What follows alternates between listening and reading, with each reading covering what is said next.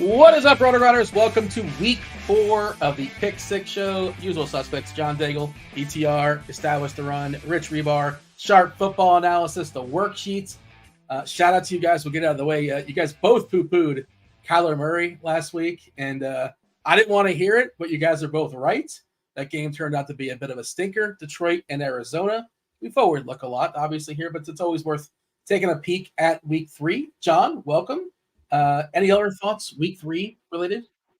I wish I could tell you that not being on that game helped me, even though I played David Montgomery in my core and single entry just to pivot off of Charbonnet and the other 6K running backs, Jordan Mason. It did not. It still was a very poor week for me in tournament. So here we are, ready to live another day. Spoiler alert, we will be talking about Kyler Murray again, the biggest total on the board. I feel like Arizona every single week is going to be a team we talk about. Yeah. We'll see. I've not taken a peek at the schedule going forward. Talk about it. Yeah. I have a feeling we will like Kyler Murray this week. Are you sure? That vaunted Washington defense? Spoiler alert. What's up, Rich? How are things in your world? Any thoughts as far as week 3? As right on cue, it started to pour here. So hopefully you guys cannot hear the rain. My apologies. Hopefully it's not an issue. Yeah, you're not in the hurricane area, right? Not in the hurricane area, but there's like a tropical storm warning and, catching shrapnel, that kind of stuff. And also it's Florida and it's always raining on and off here in Florida. It probably possibly could stop in about 5 minutes or so. But yeah, I'm thankfully. I haven't seen, has Roth let us know, is it going to impact the NFL this weekend?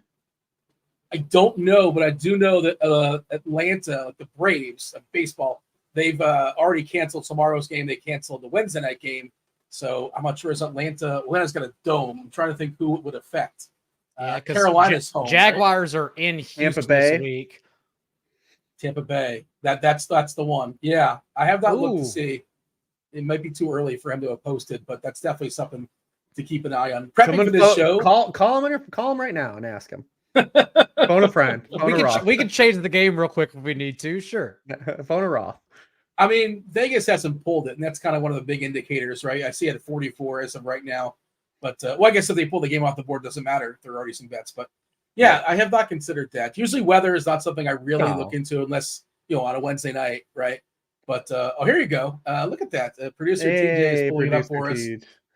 And nothing to be terribly concerned about, green, at least just yet. Yeah, green is good. Perfect. Orange is scary. Red is scary, but yeah, we're looking at green, yellow. I'm saying this looking because most people, some people, I guess some people don't. You just go audio. They don't watch us on the YouTube. If you're watching us on YouTube, do hit that like button. Also subscribe and turn on those notifications. We appreciate all that. But yeah, producer TJ showing us Kevin Ross weather report. I believe it's always free. You don't have to be a premium member. Fairly certain you can always catch that for free. But stay safe, everyone, in the area. Absolutely, yeah. It looks like it's headed for Helene is heading for the Panhandle. In Florida, and then we'll see from there. But yeah, everybody stay safe. Hurricanes are not fun. Rich, thoughts as far as week 3? Anything you want to point out? It was good. Basically, it came down to like 3 things of winning money. Like, did you play Juwan Jennings? Did you not play Kyler Murray? And did you play Saquon? 2 of those things we talked about on the show last week. Playing Saquon as the leverage point of that game. And versus Kamara, and then not playing Kyler Murray. The one thing we did overlook, and I wish I would have been on it, was playing Dallas Goedert and just believing in the spot for Goedert more than the player, because old Dallas had 170 yards for us. On my Sunday show, somebody asked about Dallas Goedert. I'm like, well, what is really his upside? Well, I guess we saw it. I'm like, really? Are you ever going to say I did not win a tournament because I did not roster Dallas Goedert in the year 2024? How much did he benefit, Rich, you think, from the obviously the injury from Brown, but the additional injury to Smith? Did he benefit from that to some degree? I would imagine. They only had like 8 dropbacks after Smith left, which was a stupid, ridiculous hit that there was no penalty on that hit either on Devontae Smith. So they only ran like 8 routes. And the last route, they ran just like a short drag. It was like a 3rd and 16, and 2 Saints guys ran into each other. They ran like a little mesh. And 2 Saints just took each other out, and there was no one to tackle him. So he just ran. And it was crazy. I thought they were going to score too fast. I was like, oh my goodness. Then here we go. Like, are the Saints going to get back? And then Derek Carter's threw an interception, and that's what it is. I don't know what's worth talking about more, Dallas Goedert's big day or the fact that John Dotson is still somehow out there, and it just doesn't matter at all. No AJ Brown, no Devonta, no Britton Covey, who was injured in the first quarter. Did not matter whatsoever. Yeah, I mean, Washington knew. You don't trade within your division, right? Right. Unless you know it's damaged goods, right? It's like we got some suckers here on the line. And it is Wednesday night. I always try to remind, we don't know as far as the injuries. Looks like Brown is probably out. Smith, maybe. We'll see.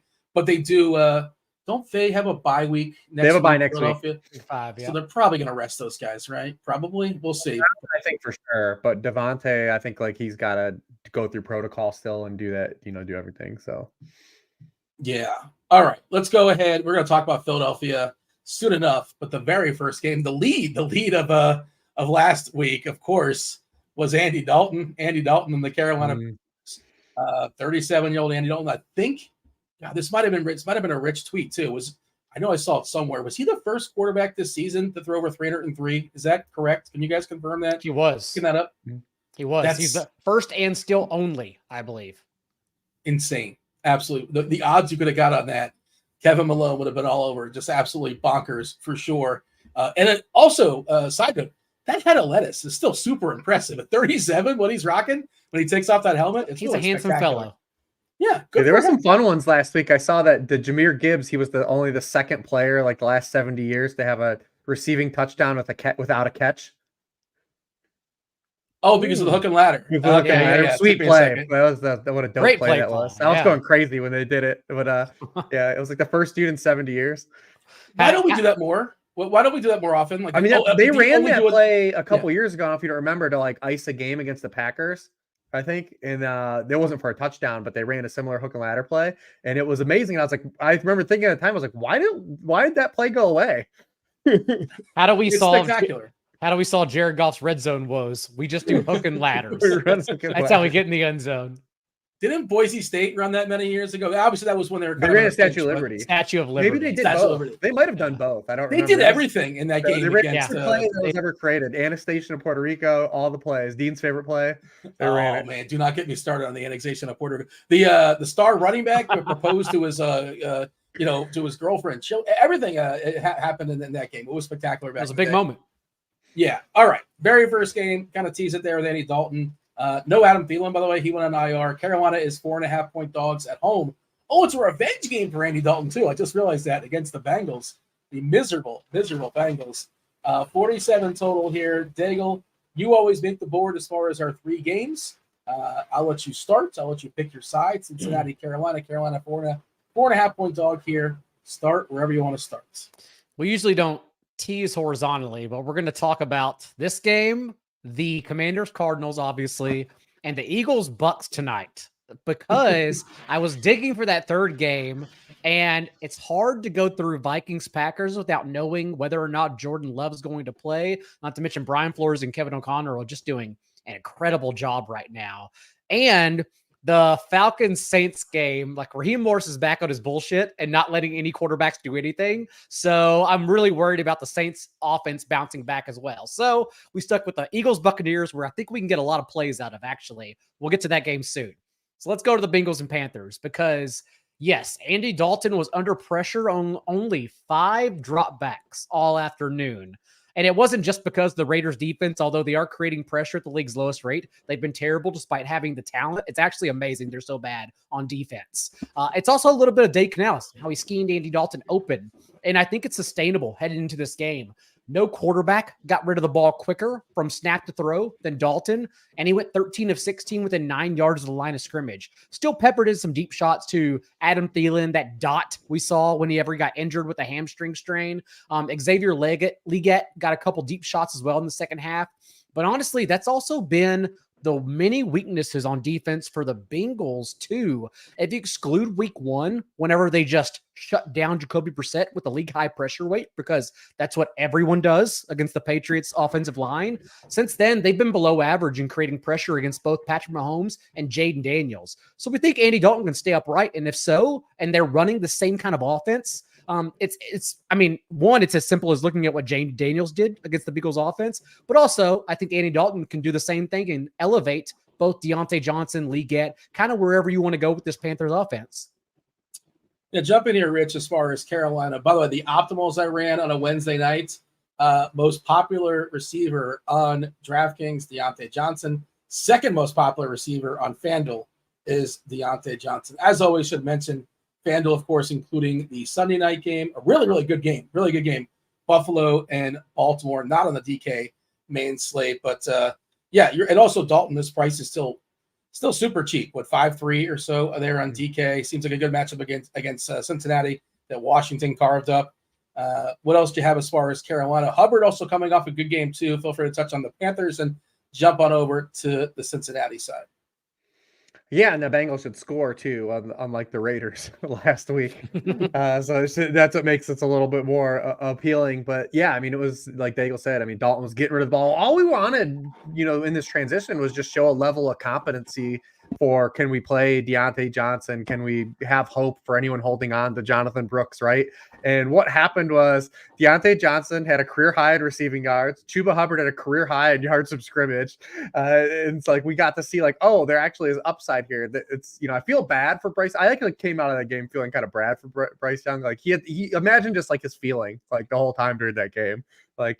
He had to feel terrible. He was rooting for at least one pick. Just throw one interception. Because it's one thing if Dalton's they're fine, they score 20 points, it's just a little bit better. But then them to come out and almost score 40, basically not even putt. It just it had to feel so terrible. But we get now to play all these kind of cheaper guys. I actually played Deontay a lot last week because I just figured I'd be ahead of it. If he sucked, no big deal. But I figured if people were going to wait and see it, I would just play him. So I got super lucky there. But yeah, I mean, you look at what he came into last week. So we talked about on the show. He entered last week's game with 42% of his targets were inaccurate targets from Bryce Young. Last week, just 7%. He also had 38% of the team 38% of team targets, 58% of the team air yards. So I mean, he's probably just going to roll that back. When you look at Cincinnati, they're 25th in points allowed per target to wide receivers. They're 28th in yards per target. He plays outside 91% of his snaps. They're 28th in catch rate to outside wide receivers, 29th in yards per target, 24th in touchdown rate. It's just another real good spot to go back to him as well. I don't know if I'll get back to Hubbard. We'll have to see it kind of where the money kind of falls. I haven't tinkered with any lineups, and we talk about these running backs, but Deontay Johnson definitely stands out from a target volume perspective. Now having a competent quarterback that can give him a quality of targets, and then the matchup also lining up. Question in chat from Sean asking, how do you feel about doubles for Dalton? Just who do we double with? Do you have to run doubles? And is it as simple as, Leggett and Johnson and that's that, unless you want to mess with Tommy Tremble or something like that?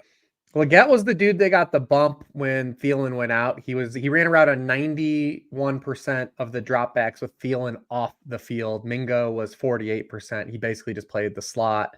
So, I mean, Leggett takes a leap of faith for sure to play. I mean, he's a very raw receiver in terms of transitioning from what he was asked to do in college and what he's going to do in the NFL. But he's a big play dude. He's built like DK Metcalf. He doesn't play like DK Metcalf, but he's built like him. So he's rugged, man. It's the same thing on DraftKings where tight end scoring is just so bad. The furthest anyone ever gets up is Brock Bowers. Then we just stop thinking. We turn our brains off. That if you want to throw in Tommy Tremble, I'm not going to tell you no, just because you can spin down and double stack Dalton. We got a season high 79% route rate for Tremble last week. Beforehand, they were running 3 tight ends out, but if they're leaning on Tremble, who remember was inactive week 1 because he came into the season with an injury, maybe that's his floor. Maybe it only increases further now that they have confidence in their passing game and their offense. So an athlete like Tremble, sure, large field, why the hell not? So he's distinctly separated himself from Sanders, right? That's what you're saying as far as snaps. Yes. Yeah. Yes. Finally. Yeah. Okay. John, jump over to the Cincinnati. Basically, I suppose you don't think it's a must win. I saw people trying to kill Burrow for losing that game.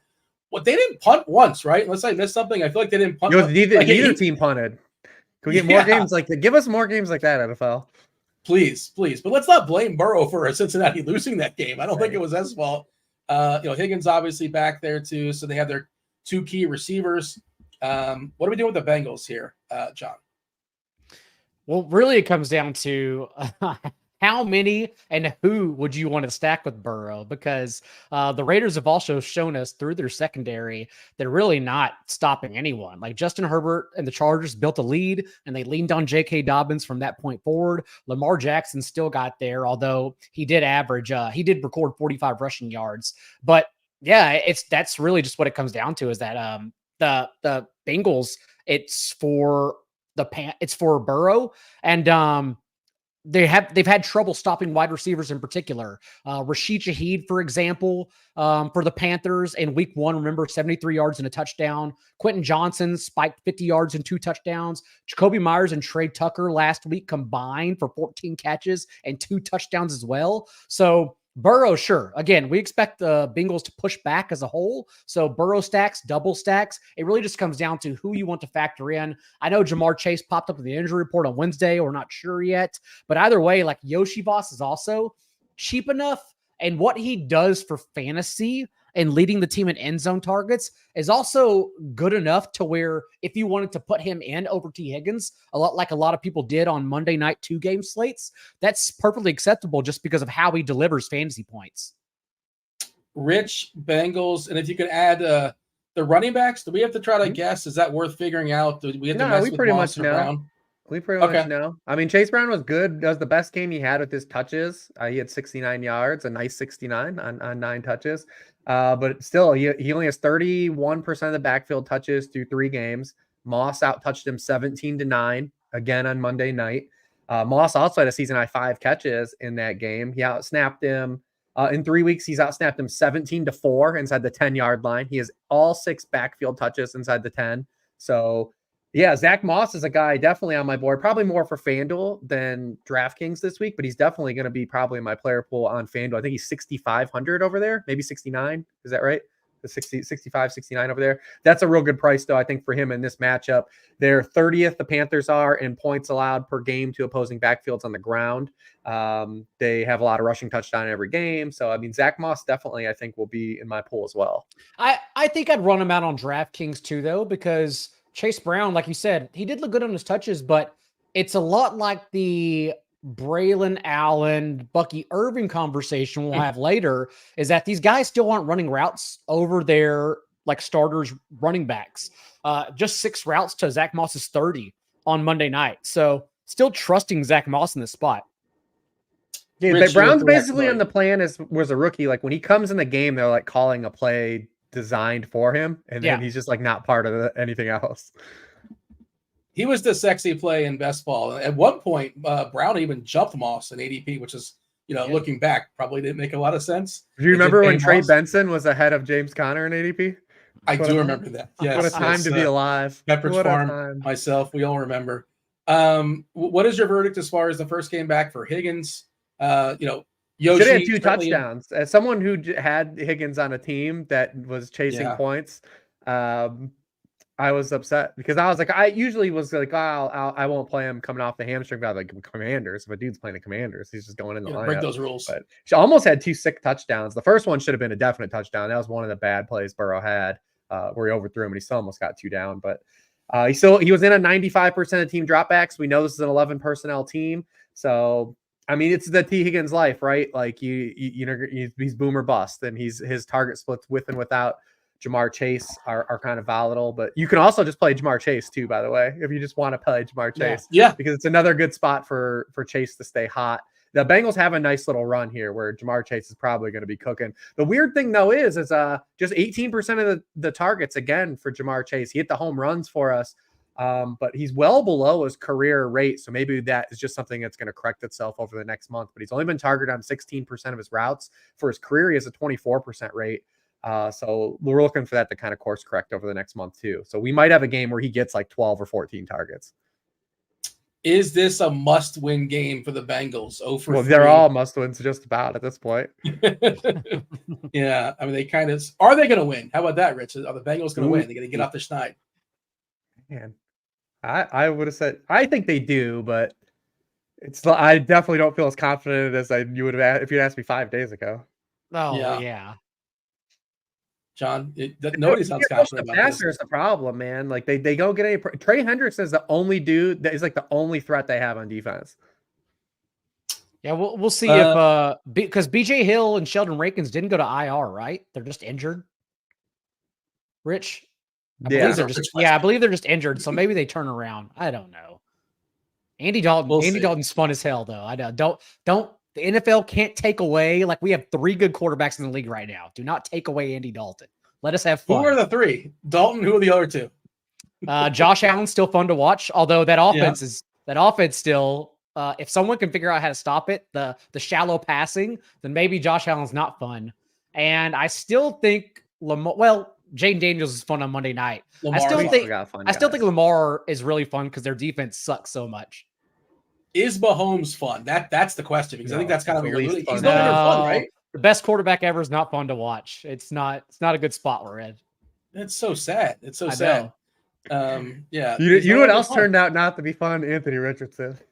Oh, I mean, he has fun moments. But the accuracy. But they're canceled by the moments that are not fun, though. It's dragging a defender down, like hanging onto his leg inside the 10-yard line and throwing it into triple coverage to a tight end was not his brightest moment. It was like his 20th game ever in his life playing quarterback, right? But you make a fair point. Luckily, has Trevor Lawrence overshadowing how bad Richardson's playing. It's over, right? I mean, I feel like he's been getting excuses for years, and this might be, I don't know. They just gave him an extension. Well, Doug is probably planning a winter vacation, I'm sure, at this point. I don't think he's going to make it.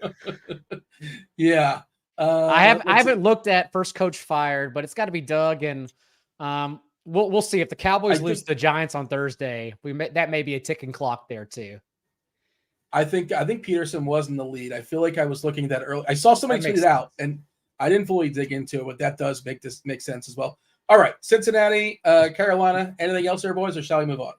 No, fun game. I think this game's gonna be fun. Hopefully, it goes overlooked. I wish I had a better idea if Zach Moss was strictly a pivot or leverage, or if like you could play with a Bengals receiver too. I don't know, because maybe nobody's playing Zach Moss. I don't mean that literally as a nobody, but like it's Zach Moss, man. He's a great play, man. We currently have him at 17% on DK, like the 7th running back or so. But that sounds about right. Yeah. Well, let's keep it to the pick 6. Keep it to the show. That's fine. Because Zach Moss is I would say he's probably like he ends up like that in that like 10 to 20% range. Especially because we don't really have it's opened up so far every week, but we don't have discount right now at running back like we've had. Hubbard is the second most popular, which is kind of surprising. I'm just seeing that now. Like Wednesday night, I don't obsess over ownership stuff, and this stuff can change, and players can be rolled in and rolled out. Obviously the slate gets flipped on its head multiple times as we work our way, but that's kind of interesting that Hubbard is the second most popular running back. But okay, that's DK specific for what it's worth. It's a good wide receiver week though, so maybe we'll get this. It is guys in the 6K range will just be real popular. Big wide receiver. Does that mean we're getting touchdowns? We're getting passing touchdowns this week? Are you promising me? Oh, you're not promising. There was more last touchdowns. Week. Most of any week was last week. Well, it had to go up, didn't it? We're making strides, Dean. This was week. That was week 6. They were all on Monday night. That's why. That's true. That's a good point. That's Philadelphia. They have their bye next week. We mentioned that they're taking on Tampa Bay. They're in Tampa. 44 is the total. AJ Brown, Devontae Smith currently questionable. Rich, I'll let you open it up here. Mike Evans, is he official? Did he get old really fast? What's going on there? Are we going to go back to Mike Evans? Do we think he's just old, or it's just goofy? A couple game sample size. Clearly Godwin has been the guy so far this year. Tell me, we'll start wherever you want to start as far as Philadelphia and Tampa. Yeah, we can talk about the receivers. I mean, the new offense under Liam Cohen. I mean, Chris Godwin's kind of in that Cooper Kupp role, and he's really thriving right now. I mean, he leads the NFL in slot yardage. He leads the NFL in screen passes too. Just getting a lot of quick hitters. He's out targeted Mike Evans in all 3 games. I also think that the last 2 weeks, the matchups have just lined up for Godwin, too. I mean, obviously last week you get the Broncos, who have been really good against outside wide receivers to open the year. And then 2 weeks ago, they played the Lions, who we talked about last week. The ball comes out fast against Lions. Their defensive line is good. I think those 2 things also helped him. But he gets another great matchup for slot receivers again this week. I mean, the Eagles are 30th in yardage allowed per game to slot receivers to open the year. They've actually been okay-ish against boundary wide receivers. We saw that a little begin last week with Rashid Shaheed. Although Rashid Shaheed had a touchdown he could have pulled off. Quinion Mitchell had made a pretty good play on that, I guess. It wasn't a drop or anything. But Shaheed got goose egged. He had a 0. So no 50-yard touchdown. No 50-yard TD. So, I mean, I'm not running from Evans. I think it's Evans is gonna be in a good enough spot to get targets in this game as opposed to probably last week. There should be some pushback here, but it does line up again on paper. Objectively, it's another good spot for Chris Godwin. You have a take there, John, as far as Evans versus Godwin?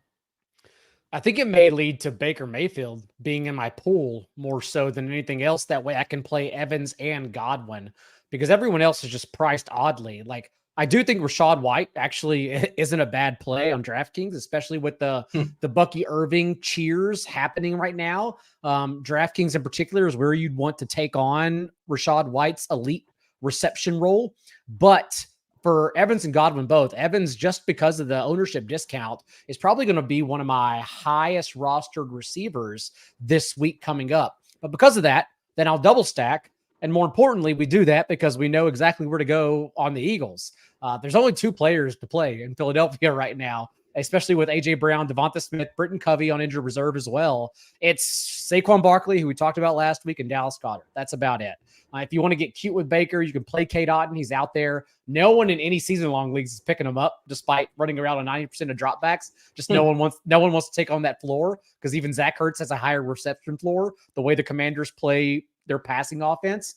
But for at least Barkley, now we've seen double-digit target shares, 17%, 11%, and back-to-back games.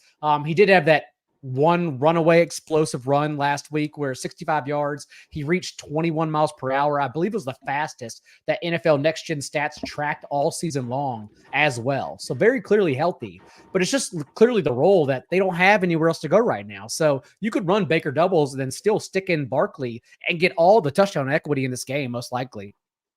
He's really expensive. They jammed him up this week. They made they should have. Yeah, absolutely. Yeah, it was nice to see both sites be aggressive. I think he's 9-7 on FanDuel because they don't play around over there. We always talk about it. AK and DK is pretty easy to get, though. AK and DK. Like, he's essentially, like, we don't have CMC this year, but he's basically CMC. Correct. And we would pay $10K for CMC. Yeah, I mean, he doesn't have the all-out receptions like from CMC, but, I mean, the touchdown equity has been massive so far to start the year. And like Daigle said, there's no one left in the offense this week. None of these jamokes like we're really counting on, right? These ancillary jabronis. Johnny Wilson. Yeah. I mean, listen, if you want to take a shot on Johnny Wilson, I had no problem with it, man. 6'6", 230-pound Johnny Wilson. He's hoped to catch a touchdown. But Paris Campbell, Jahan Dotson, like, are you excited to put any of those guys in your lineup, like at any degree? And then you look at this matchup. I mean, Todd Bowles has kind of given Jalen Hurts a lot of issues. I mean, Hurts is 1-3 against Todd Bowles' teams, 4 touchdowns, 5 interceptions. Jalen Hurts is the most blitzed quarterback that Todd Bowles has faced multiple times in the NFL. He's blitzed on 44% of his dropbacks. When he's blitzed Jalen Hurts, he's only completed 56% of his passes, 3 touchdowns, 4 interceptions, 6.3 yards per pass attempt. I mean, they have to keep him clean. The good thing is the Bucs, even though they're blitzing a lot again, they're not getting to the quarterback. I mean, they have a 1.7% sack rate. They're 20th in pressure rate. It's been rough for them getting to the quarterback. They have injuries too on the back end. We saw them really struggle last week to even get off the field against the Broncos and Bo Nix. But I mean, Jalen Hurts is in a tricky spot this week. I don't really know what to do with him. He probably won't make my pool. So if you hear me saying that, you probably are like, well, shoot, maybe I should play him in some tournaments. But I mean, he's got to do a lot with his legs, I think, in this one. If Goddard's going to be popular, is he somebody that we want to chase? Is it feel a little chasey? I understand there's not many left, and we're kind of working on the assumption that like Brown very likely out, Smith probably out. How chasey? Would they take his price to? Would they take his price to? He's 5-1 on DK, which it's not full. It's a bump, and he's 7. Is he 7.5 on FanDuel? Is that right? 7.5. What? Oh, that's a hard pass, dude. That's a huge tag on FanDuel. That's a wide receiver 2 on FanDuel. That's wild. That's pretty bonkers. That's Nico Collins' price. I mean, I want to play Nico Collins a lot this week. I don't want to spoil that one later, but I want to play Nico Collins. Well, Rich and I have the same wide receiver on our list, apparently. I definitely want to play Nico Collins. 7.5. 7.5. That's a lot.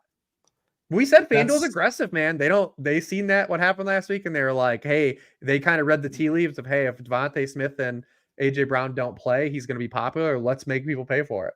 Yeah, Goddard's target share these last 2 weeks of the AJ Brown has jumped to 22%, but just because, again, they have nowhere else to go. Paris Campbell came in and started running routes last week whenever they lost Britton Covey, because they also have no one else they can put in the slot. But at the same time, I mean, for 7-5, you have to have that touchdown. You have to have an 80-yard touchdown game.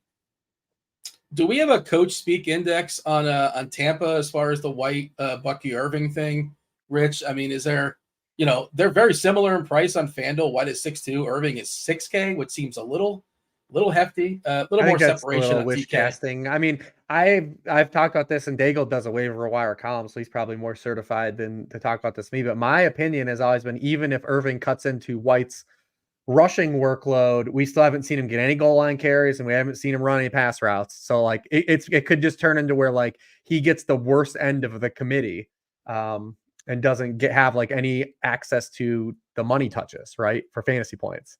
But I mean, we've seen the writing on the wall for Rachaad White as a runner now, pretty much the opening month of the season, and going back to last year, he's left the barn door open, but he's still playing all the snaps inside the 10-yard line.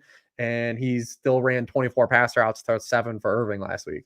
That's what I'm saying. I haven't tinkered yet with pricing and the ownership we're going to get and cash games, what's going to overlap. But it feels like, at least for tournaments, depending how it shakes out, Rachaad White seems like leverage in that range, because Bucky's not coming for his receiving role. Rachaad's still too good at that.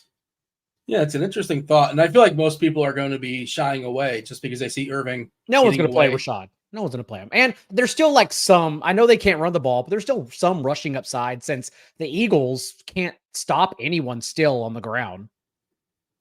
Does Hurts get a bump as far as potential rushing yards? Rich, you're talking about maybe to be forced to scramble on the blitz. Is that something we should consider maybe in the player prop streets? I thought that a little bit last week, and then he didn't run a ton, not a lot of designed run usage, because 2 weeks ago he did run a lot against the Falcons, and then there wasn't a lot of it last week.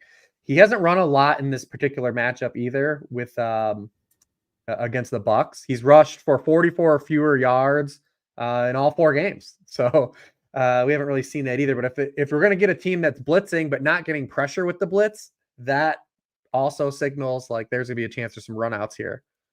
And I don't know if even Nick Sirianni knows how he's going to call Jalen Hurts' offense. Nick Sirianni's a man on an island right now. We got anything else here, boys, as far as Philadelphia and Tampa, or are we moving on to game number 3? Yeah, we can keep cooking. I think that's about it. Game number 3. We saved the best one. I think the best one for last. Before we do that, I do want to mention, I want to shout out JMO Dab 2232 for taking down the Week 3 Listener League. Good screen name as well. Do not forget to join in on the fun each week. RG's Listener League. Play alongside other viewers as well as your favorite hosts. You'll have a chance every single week to compete for the first place prize. Win yourself. You get a full month. You get a full month of RG Combo Premium. As an aside, it's not just NFL stuff. It's football, baseball, basketball, hockey, PGA, all the sports you can think of with the exception of NASCAR. That's a la carte. Do check the description for an invite to the contest when it goes live on Wednesday. Spots are limited, but yeah, go ahead. In the description, you'll be able to join in and take it down. Get yourself a month free of RG Premium. Also, we've added something new, Combo Light. If you're looking for something to enhance your game, take it to the next level without fully breaking the bank, check out Combo Light. With this powerful product, you get access to all the tools you need to dominate your league. Sim tools, stat databases, expert advice, all in one place. Best part here, it's designed for casual players as well as serious competitors. Whether you're playing for fun, just chasing that big cash prize, Combo Light's got you covered. Again, check out the links in the description. We've teased it enough. It is game number 3. We're super excited. We have a total with a 5 at the top. It's 50, last I saw. As far as Washington taking on Arizona. In Arizona here, John, 50-point total. Arizona is a 3.5-point favorite, so it's high and it's tight. We have Kyler Murray taking on new Kyler Murray. It should be a lot of fun. Where do you want to start? Whoa. Jay Daniels is a better passer than Kyler Murray.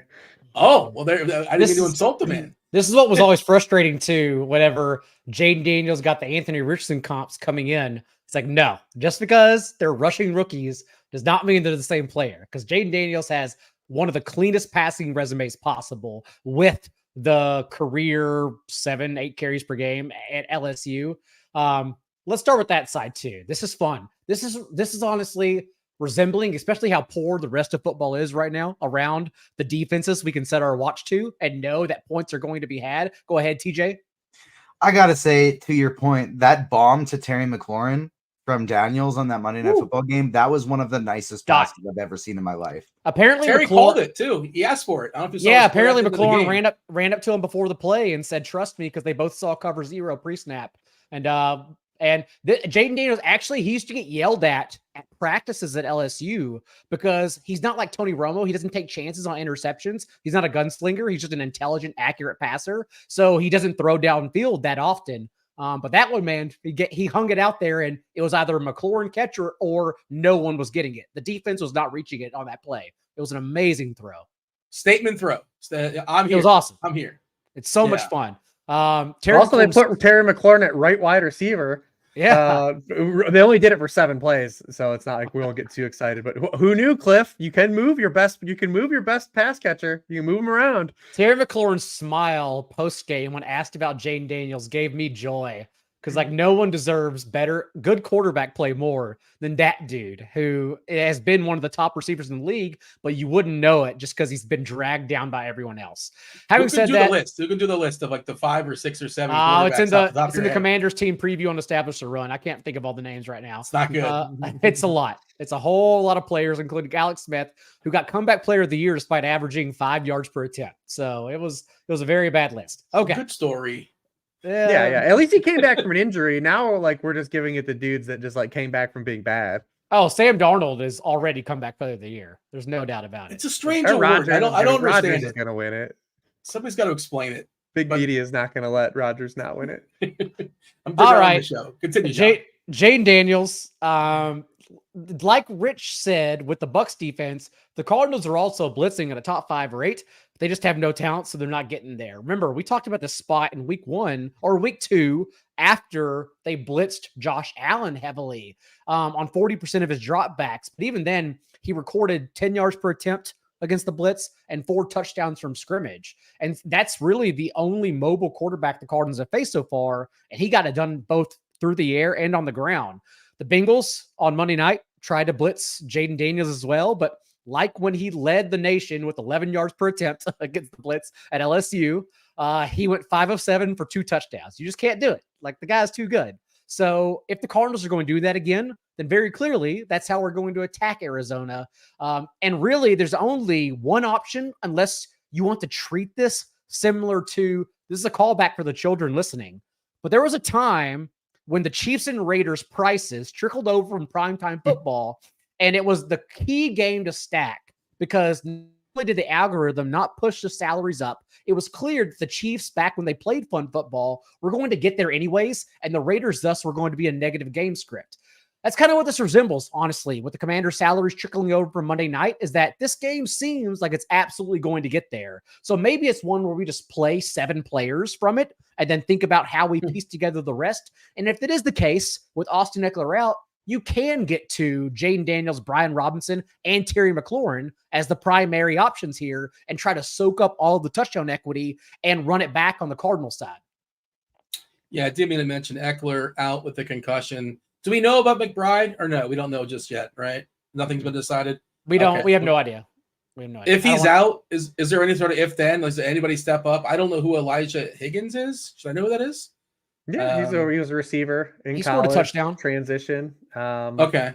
There's a very small sample of plays with McBride off the field this year. Dortch has gotten the biggest bump in terms of running a route on those snaps, and then he actually has the same amount of targets as Marvin Harrison on those snaps, but it's a very small sample size to open the year.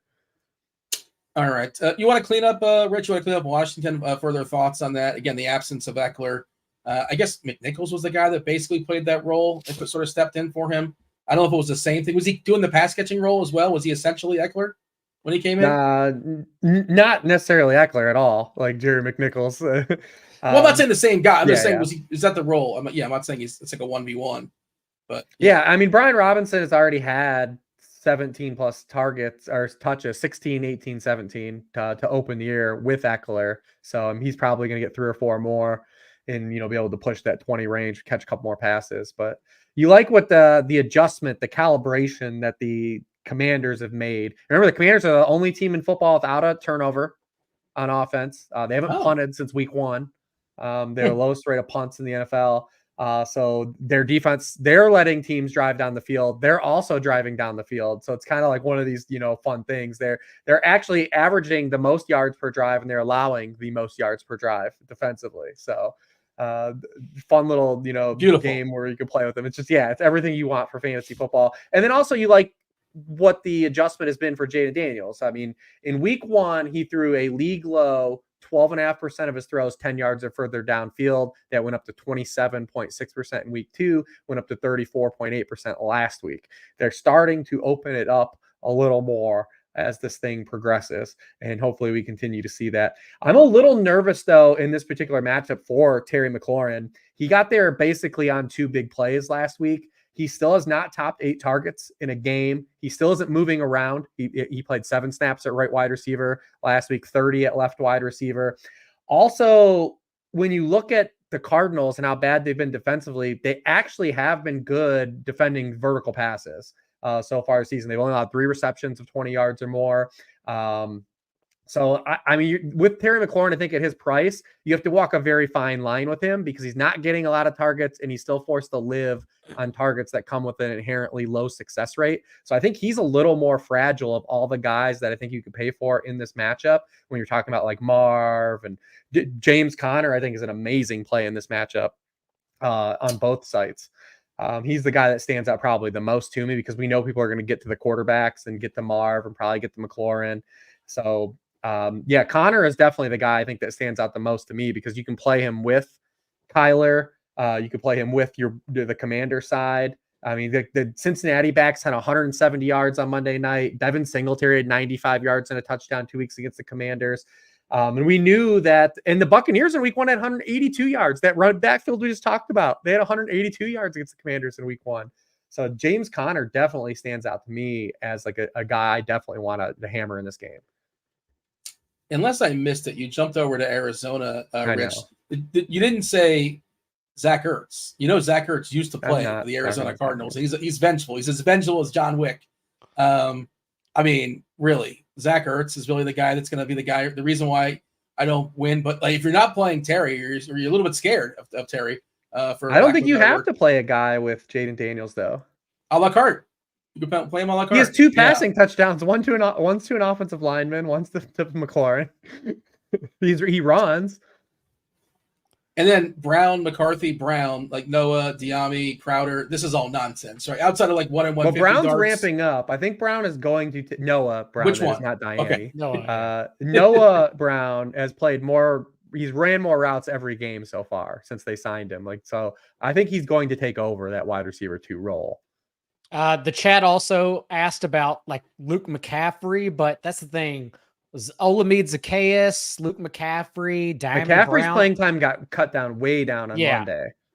2 weeks in a row now, it's been cut in half basically. And all those guys have depth of targets lower than 5.5. Like McCaffrey caught his near the line of scrimmage and then was just wide open. So he turned upfield and busted open for a 40-yard catch. Like it's still not pretty among all those guys. And Zach Ertz, again, in this meta of tight end in fantasy, who's to say 5 catches for 38 yards won't be the highest scoring tight end?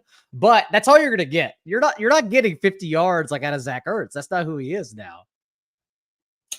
By the way, I shouted out, I thought it was an homage to JMO from Detroit, but turns out we have Jameson hanging out in chat. That was our winner for the Listener League. Jameson says he was listening on audio for a bit, wanted to say thanks for the shout. I won the week 3 Listener League. Listen to the show every single week. Thanks, Saquon and Jennings. Love the info. Jawan was sharp. I played Ayuk. I did not play Jawan, hence my bad week. Yeah, one of us played him in our in-show listener. I did play him in the day, not in that particular tournament, but yeah. I would say, Elijah Higgins though, for his price, like we saw it with Schoonmaker 2 weeks ago. If you just Saubert last week got you 6, like I mean, against the Good enough. Commanders, man. Against the Commanders, like, what is Higgins? He's got to be min, right? He's 4.9. Is this FanDuel or is On this FanDuel. DraftKings? That's not DraftKings. Zero Okay, chance. that's FanDuel. Higgins is 4.9 on DraftKings. Yeah. Okay, I'm jumping back and forth as He's far 3-1. as FanDuel. He's 3-1. Okay. Okay. Yeah. 3-1's fine. I played Schoonmaker at 29. Like, it's fine. And then I think also Higgins would be the pivot off of Michael Wilson, because Michael Wilson, I feel like is going to get steamed on this slate for the game environment, for the 28% target share. And I'm not saying he doesn't get there, especially since the Commanders. I mean, just go down the list of guys who they've been burned by. We all know to play wide receivers against Commanders going back to last year. And because of that, Wilson's going to get there. But maybe it is Higgins who, again, even Kyler Murray found for a touchdown just last week. By the way, just to circle back, Josh in chat is mentioning, and I've seen a lot of positive. People are excited about Eric All. He's 2.5 on DK. I can't do the Eric All shit. Is it nonsense? You're not buying into this? Yeah. People like what they saw. They're excited about. And he's 2.5. John, good prospect. Just was never healthy at Iowa, but he was a good prospect. He's just not playing enough. But I have no problem with anyone's min tight end in this climate. Like, if you like it, dude, swing away, baby, swing away. I think everyone's just I don't know why everyone's trying to play him over Gesicki. I guess because maybe he is cheaper than Gesicki, but everyone notes like Eric All's route participation and target per route run rate. But like Gesicki literally is a half player. He's run around on 50% of dropbacks the last 2 games. He's been targeted at a league high like rate of his route so far. Like no other tight end at 33% of his routes has been targeted more than Gesicki the last 2 games. So I don't know why everyone's mentioning the backup tight end when Gesicki's the one doing everything. It doesn't make any sense. Yeah, Monday was actually Gesicki's highest route participation rate in a game too. It actually went up. And All's got cut down by 10 percentage points. Again, I don't know why everyone's doing this to themselves. I feel like All is on the Chase Brown plan. Like when he enters the game, they're calling a play that's for him. Like it's an actual play for him. It reminds me of Dean of how people treated like Samaje Perine in season-long leagues, despite Carson Steele just being a layup right there in front of everyone. It's like they're not using Perine, they're using Carson Steele. Why would you ever care about Perine? But people are just wish casting these situations. Well, the chat is saying it's because he's a stud and he's their future tight end. I mean, really though, if he's that good, it shouldn't be that much to unseat Gesicki. I know you guys talk about Gesicki getting more of late. But Gesicki's not like this, amazing. He's a veteran tight end who's competent and he's fine. But if you're super talented, you figure you'd probably pass him by at some point. But you guys are saying hold your horses, basically. He was 4 for 4. He had 4 targets. People saw 4 catches. They get excited about that. I didn't dig into the routes. It's the Bengals. They typically slow play these guys. That's the only thing. I think it's, like I said. So I think he's great in Dynasty. Okay. Like it was prospect though. Ball. He's a really good player though. Like was he a top draft pick? I don't. Was he somebody's? No, because he had he. I think he tore his ACL last year, if I'm not wrong. And but his like sample size when he played was really good. I think it was an injury. He tore his ACL. I think I'm pretty sure. Athlete led all tight ends. Did he or Ben Sinnott lead all tight ends in depth of target? I can't remember. One of them. I don't think it was Sinnott. Sinnott was like kind of like this weird, and it's why can't get on the field in the NFL is because he didn't have position, right? And he's learning to try to play real NFL tight end. He played fullback at the Senior Bowl. Then Pete Overzet wanted everyone to draft him in the 14th round. Yeah, he's getting Jay Samaro. It looks like. We got anything else as far as this fantastic game, Washington, Arizona? Well, I mean, all these guys. I mean, like say, I mean, Dortch. We got like he's there. Marv. Listen, do you want to play Marvin Harrison? Would you like to play the actual good player that we're talking about all these other players? Would you like to play Marvin Harrison Jr.? We talking about Eric All. Do you want to play Marvin Harrison Jr.? Would you like to play Marvin Harrison Jr.? He's there. So yeah. I mean, to me though, Connor is the guy that stands out the most. I don't know what he's gonna be towards the end of the week, but I mean, he's the guy that stands out the most in this game for me. I bet he's quite overlooked for Marv and Michael Wilson. You said, John, you said 7. We can have 7 players in this game in a lineup. Were you being hyperbolic, or you think we can get to 7? I think we can get to Jaden Daniels, Brian Robinson, and then probably that's 4 or 5 I'm thinking of. I don't know. Well, you punt with a tight end with whatever one. Well, I mean, Ertz probably isn't a pure punt anymore. He's probably like 4K or something. Well, you could punt Higgins though. Yeah. Yeah, we'll see how He that is plays Forte, out. yeah. You could play Higgins and Connor because Higgins' salary is negligible. It doesn't matter, so it's fine. Everyone's going to get to some stupid cheap tight end that's not going to score points anyway. So we do this every Sunday morning. We get to the Foster Moreaus of the world and just doesn't matter. Did he blank? I didn't see what he ended up having. 0. Nah, for he Foster had Moreau? he had a catch. He had like Okay. He had like 2 points. I know because I played again. If you want to go back to my lineups, I played Derek Carr quad, so I know the pain. Don't worry, You love the trips and the quads. Yeah, when it hits, it's beautiful. buddy. Have you seen football? I'm trying to condense the 14 points scored every Sunday to one team. I'm not trying to spread my exposure here. I hear you. I get it. All right. I think Fun game though. Looking forward to it. So let me ask this, Rich, before we move on. You're saying launch your contest, whatever contest. You're starting with this game. Who's your quarterback? The first quarterback you start with. You got to choose between Daniels and Kyler. I would say Daniels. And because I think Arizona's definitely going to get there because it's the Commanders. So I think they're going to get pushed. Yes. I think you're always going to have that in the outcome. Yeah. And you don't necessarily have to play him with McLaurin. You could play him with Robinson and theoretically get all the touchdowns. You can do it that way. Yeah. And I don't know how much I want to play Zach Ertz. I really don't want to play Zach Ertz, but if you want 7 catches for 17 yards. Ludicrous stat. Daniels right now is scrambling on 42% of his pressures. Okay. Like absolute bonkers number. Like just if he gets pressured, he's just leaving, man. He's just out. So put that in context. Like what's the average rate? Like 10%, 15%? Yeah, give me a couple other guys. So I've been talking about this because of Anthony Richardson, because we found out now as the sample with Anthony Richardson is because he hasn't run the last 2 weeks, Anthony Richardson. And it's because Anthony Richardson, he wants to hang in the pocket. Like for as much as a gift it is to defenses right now, he wants to throw the football. He's a big dude. He's willing to stand in and take hits. He doesn't scramble. All of his rushing in the NFL is off designed usage. He has a lower scramble rate on pressures than Jared Goff and Aaron Rodgers right now. Wow. Yeah, it's what his is 7.3%. So I just said Jaden Daniels at 42%. Josh Allen's at 25%. He's the next highest, and you've got guys like Lamar and Justin Fields like at right in like the low 20s. So he's double those guys.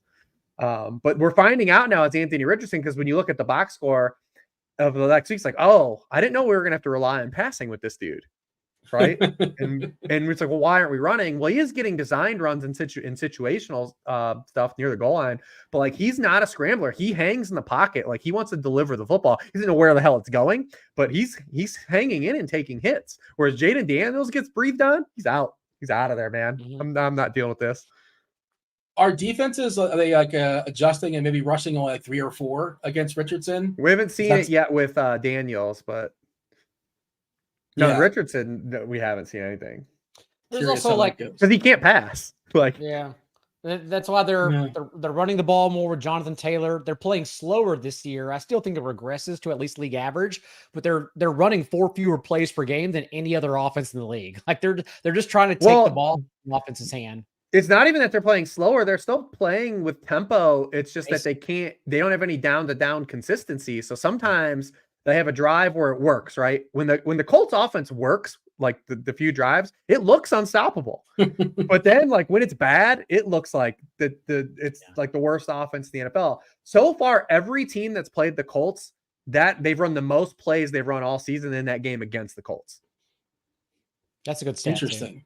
That is okay. So Najee Harris week, is that what I'm hearing? No. Just Najee Harris. Even the Packers with Malik Willis that week, where they ran 70 plays, like 67 plays in that game. Yeah, and it's probably not going to come back for Richardson against that Pittsburgh defense. I'm imagining, we're going to talk quarterbacks in a second. You're probably not going to, the way you're not talking about him glowingly, probably not going to be shouting Richardson in a second. We're going to run it back and give our favorite plays position by position, and as far as games we've not yet talked about. Before we do that, I did want to mention Splash Sports. The revival marches on.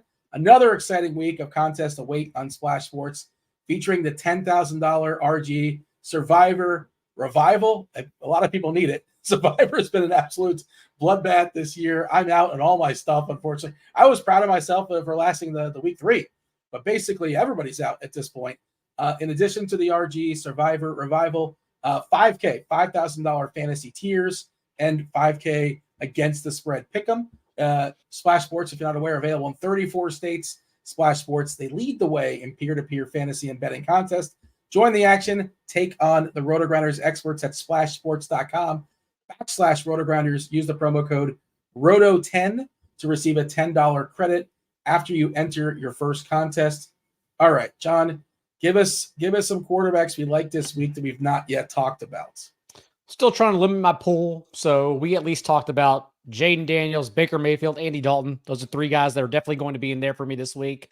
And then the one other one I know for a fact I'm trying to weasel in is Caleb Williams, or AKA everyone against the Rams defense, because we saw horrible Jared Goff not properly exploit the Rams in week 1. But since then, Kyler Murray won the Millie Maker with 15.5 yards per attempt in week 2. And then last week, Brock Purdy would have outscored Dak Prescott, the small field winning quarterback against the Rams, if Ronnie Bell had just held on to Purdy's perfect third down pass to his back shoulder. Purdy, honestly, that may have been his best game as a 49er, and they still lost the game somehow. So for this week, it's Caleb Williams' turn, and it's probably going to look a lot like Caleb Williams against the Colts, where it's Matthew Stafford with Detroit-esque. We're just putting up garbage time numbers here, and it's very inconsistent pass to pass, but the Rams are just giving it up to everyone. It also sounds like we're going to get Keenan Allen back to this game too. Allen, who had a 44% target share in week 1. That's someone who's going to be on my receiver pool too. So I like Caleb Williams a lot this week. That's what I was going to ask who you're going to pair him with. Odunze 5'2", Allen 6'1", Moore 6'7". Odunze coming off an awesome game last time out. You know, it's Wednesday night, but as of right now, your favorite pairing with Williams and Caleb is who? I like Odunze Allen double stacks. Odunze at least ran a route on 84% of dropbacks in week 1 still. The last 2 weeks, I know it doesn't translate because Keenan Allen in week 1, 49% of the team's air yards as well with downfield shots. But Odunze still 40% air yard share the past 2 games. DJ Moore, although he is one to beat man coverage, but 30% of his targets have been screens this year. So that means they're purposely calling plays for him to get him the ball. But still, I'm questioning the upside right now, especially because for his career, going back to last year, he's been one of those receivers where if he doesn't score a touchdown, the floor is also bad based on his targets. Literally, if you go back to last year, he's the wide receiver 50 in games where he doesn't score a touchdown in points per game. He just doesn't offer anything else. So I think my favorite double stacks are low-owned Keenan Allen and Odunze with Caleb Williams. I didn't give it the option. Komet, would that change things? Looks like the nonsense with Everett is gone. That actually makes me feel a little more comfortable. Not saying it's going to come to fruition, but Komet, we at least know, had a 3.4 as Silva hands me a margarita. Komet had a 3.4 target share in week 1 with Keenan Allen healthy. And the past 2 games, it's leapt to 18.5%. So at least when I'm building my stacks, I feel comfortable enough to either quad Dean, Komet, or box out Komet altogether and say Allen's presence now ruins Komet, which dwindles my options in DFS. One more question. If you're running quads, do you feel kind of sort of somewhat obligated to run it back with someone on the other side? No. Or is it like game dependent? I actually think not running it back is now plus EV for being a minus EV decision in DFS that has only gotten sharper the last 2 years. All right. Does that make sense? Yeah. I was just going to ask like who, like, because the Rams, it's nonsense all around with the exception of, I mean, as we we saw last week, an all-time bad defense. Yeah, as we saw last week, like if you want to tack on 26 Kyler Williams touches across your fingers, there's no telling what happens. Like you can take your chances if you want. All right, Rich, any quarterback? That's all you had, right, John? You said one, basically. Yeah, that was your guy. I'm gonna have 4 or 5 guys this week. That's it, I believe. Yeah, all good. John, what do you got? You always have a pretty small quarterback pool as well. Is it been whittled down, and who's still up? No, it's a good slate this week, so hopefully we get some points. But I had Kale on my short list just because default Rams. Just that's going to be a thing every week, right? Like until they start getting healthier. I have Justin Fields for some similar reasons that we just talked about. I think this is a week where he gets kind of that ceiling, that spike. Like I said, every team that's faced the Colts has run their most plays in a game that season. They also are 26th in passing points allowed per game for when Fields does have to throw. It's kind of overstated, like how they've turned Justin Fields around. Like if it's very Daniel Jones 2 years ago-ish from what Brian Daboll did. They're doing very similar things. He's just having Justin Fields make basically a 2-read play. Don't turn it over. Don't F it up. Right. It's like exactly what they did with Daniel Jones. He's averaging a career low in yards, air yards per pass attempt, a career low in yards per completion, because they're just having him throw short like that year with Daniel Jones. But he's on there. And then CJ Stroud for sure. CJ Stroud's, this is a week I want to get to him. You look at CJ Stroud. I mean, when he's kept clean, he's been incredible. The Jaguars are 22nd in pressure rate, 28 in sack rate.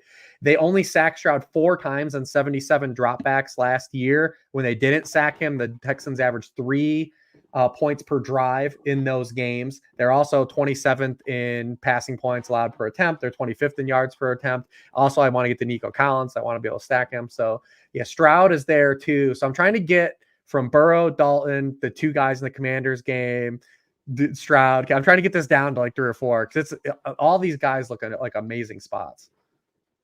Do you have a favorite pairing for Fields or another guy you can just run by? Yeah, Pickens looks amazing. He's going to be on the list. I think Pickens is going to be a guy for sure when you look at this matchup, right? Because the Colts are 28th in points allowed per game to outside wide receivers, 29th in catch rate.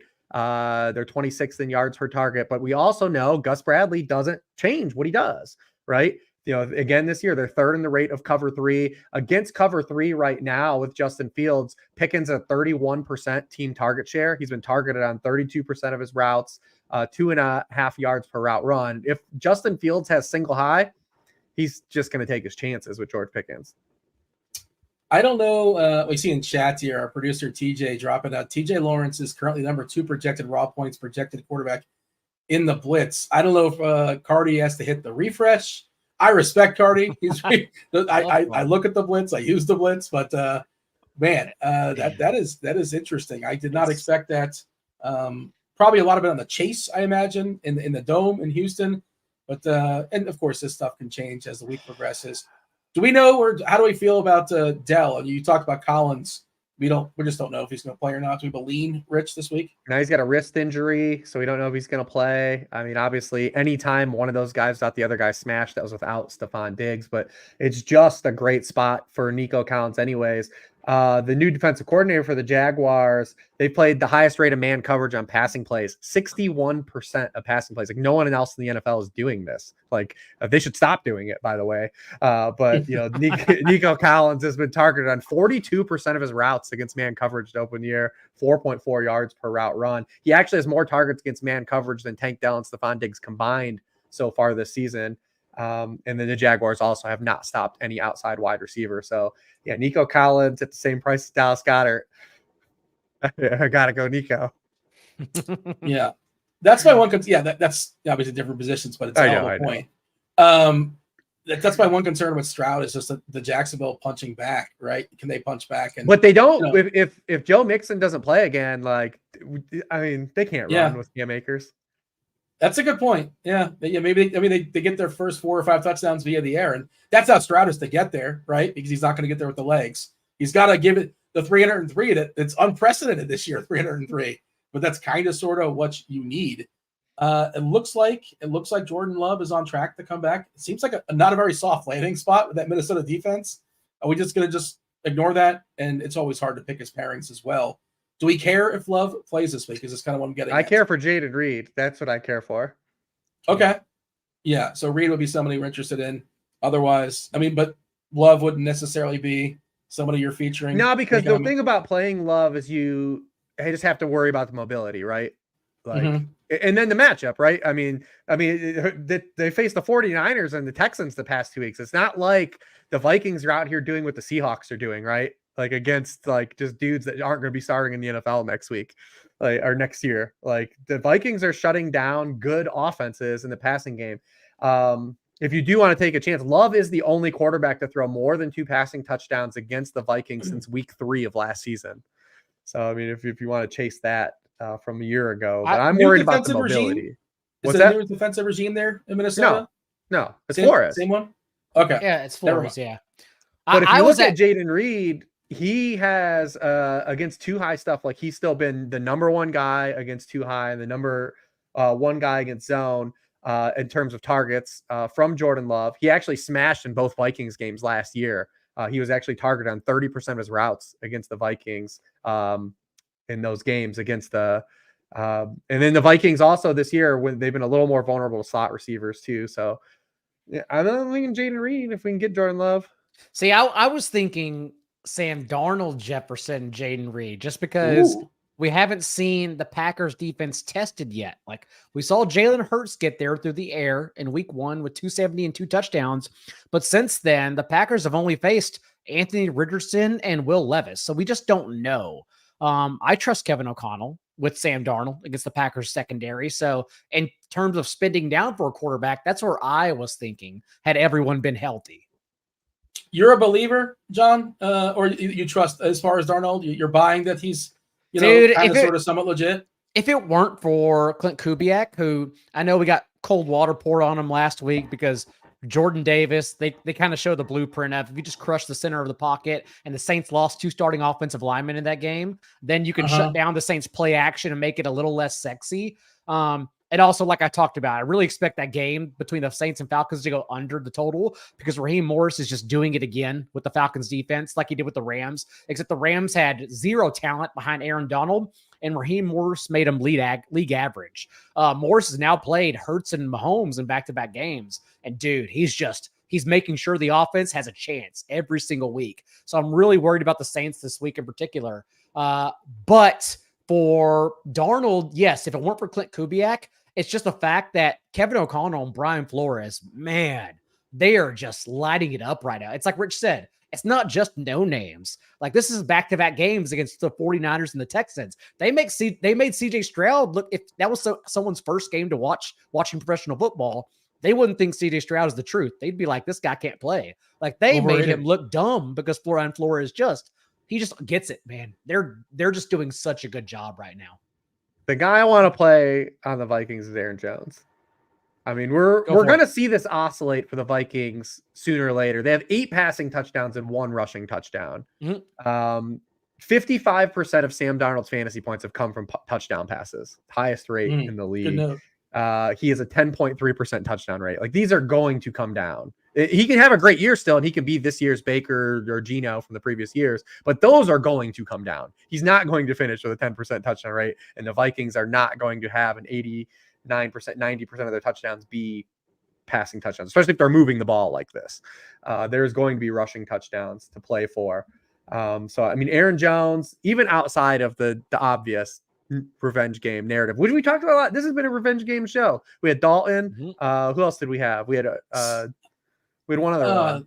Ertz. Ertz is another one. Ertz was the other guy. Now we can make a revenge game lineup if we want to. I guess I don't know if we do, but maybe. Yeah, we get Amari Cooper in there. There you go. That's another one. We could build it out. But Aaron Jones has been awesome.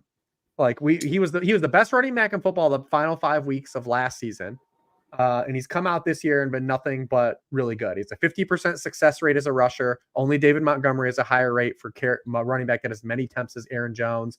14% of his runs have gone for 10 or more yards. That's 4th. His stuff rate is the lowest for any running back with as many carries as him.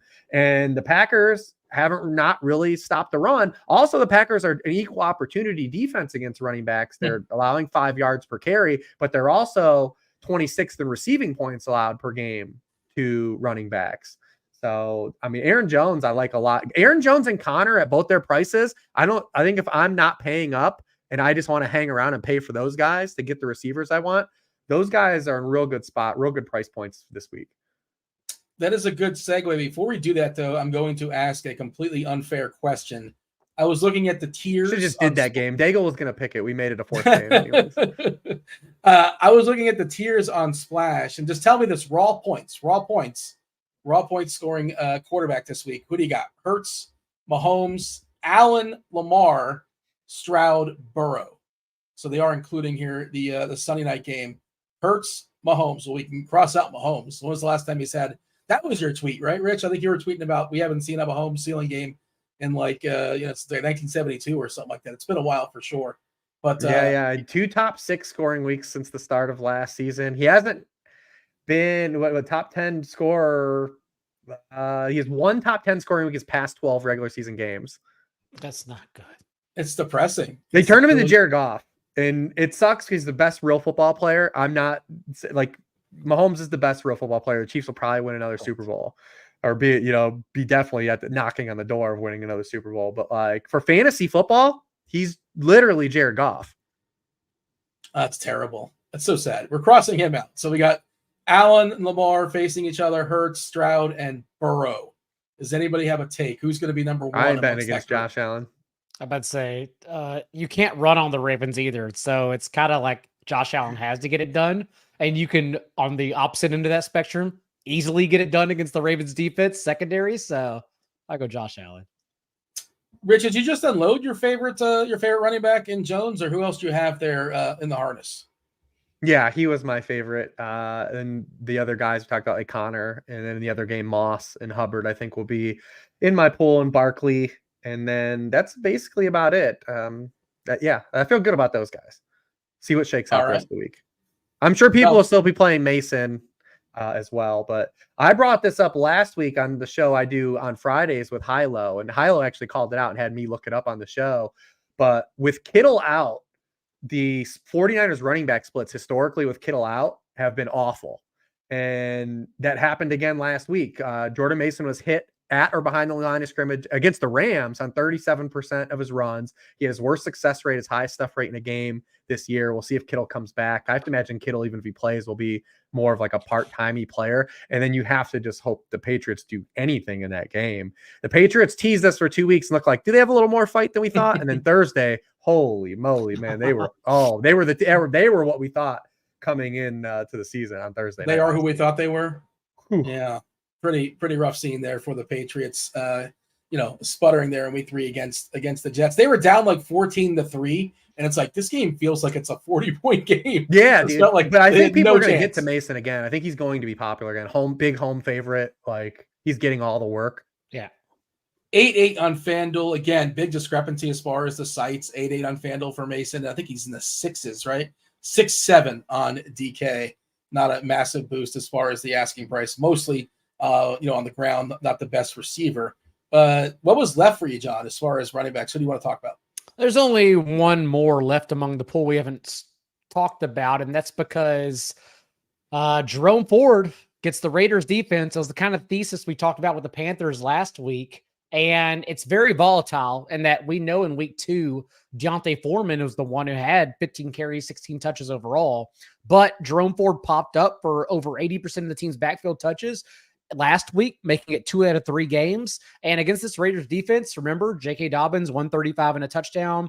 Derrick Henry had a touchdown and 84 yards. And then Chuba got there not only for the receiving score, but 114 yards rushing as well. So again, volatile, but Jerome Ford's going to come at low ownership, and it's a good spot.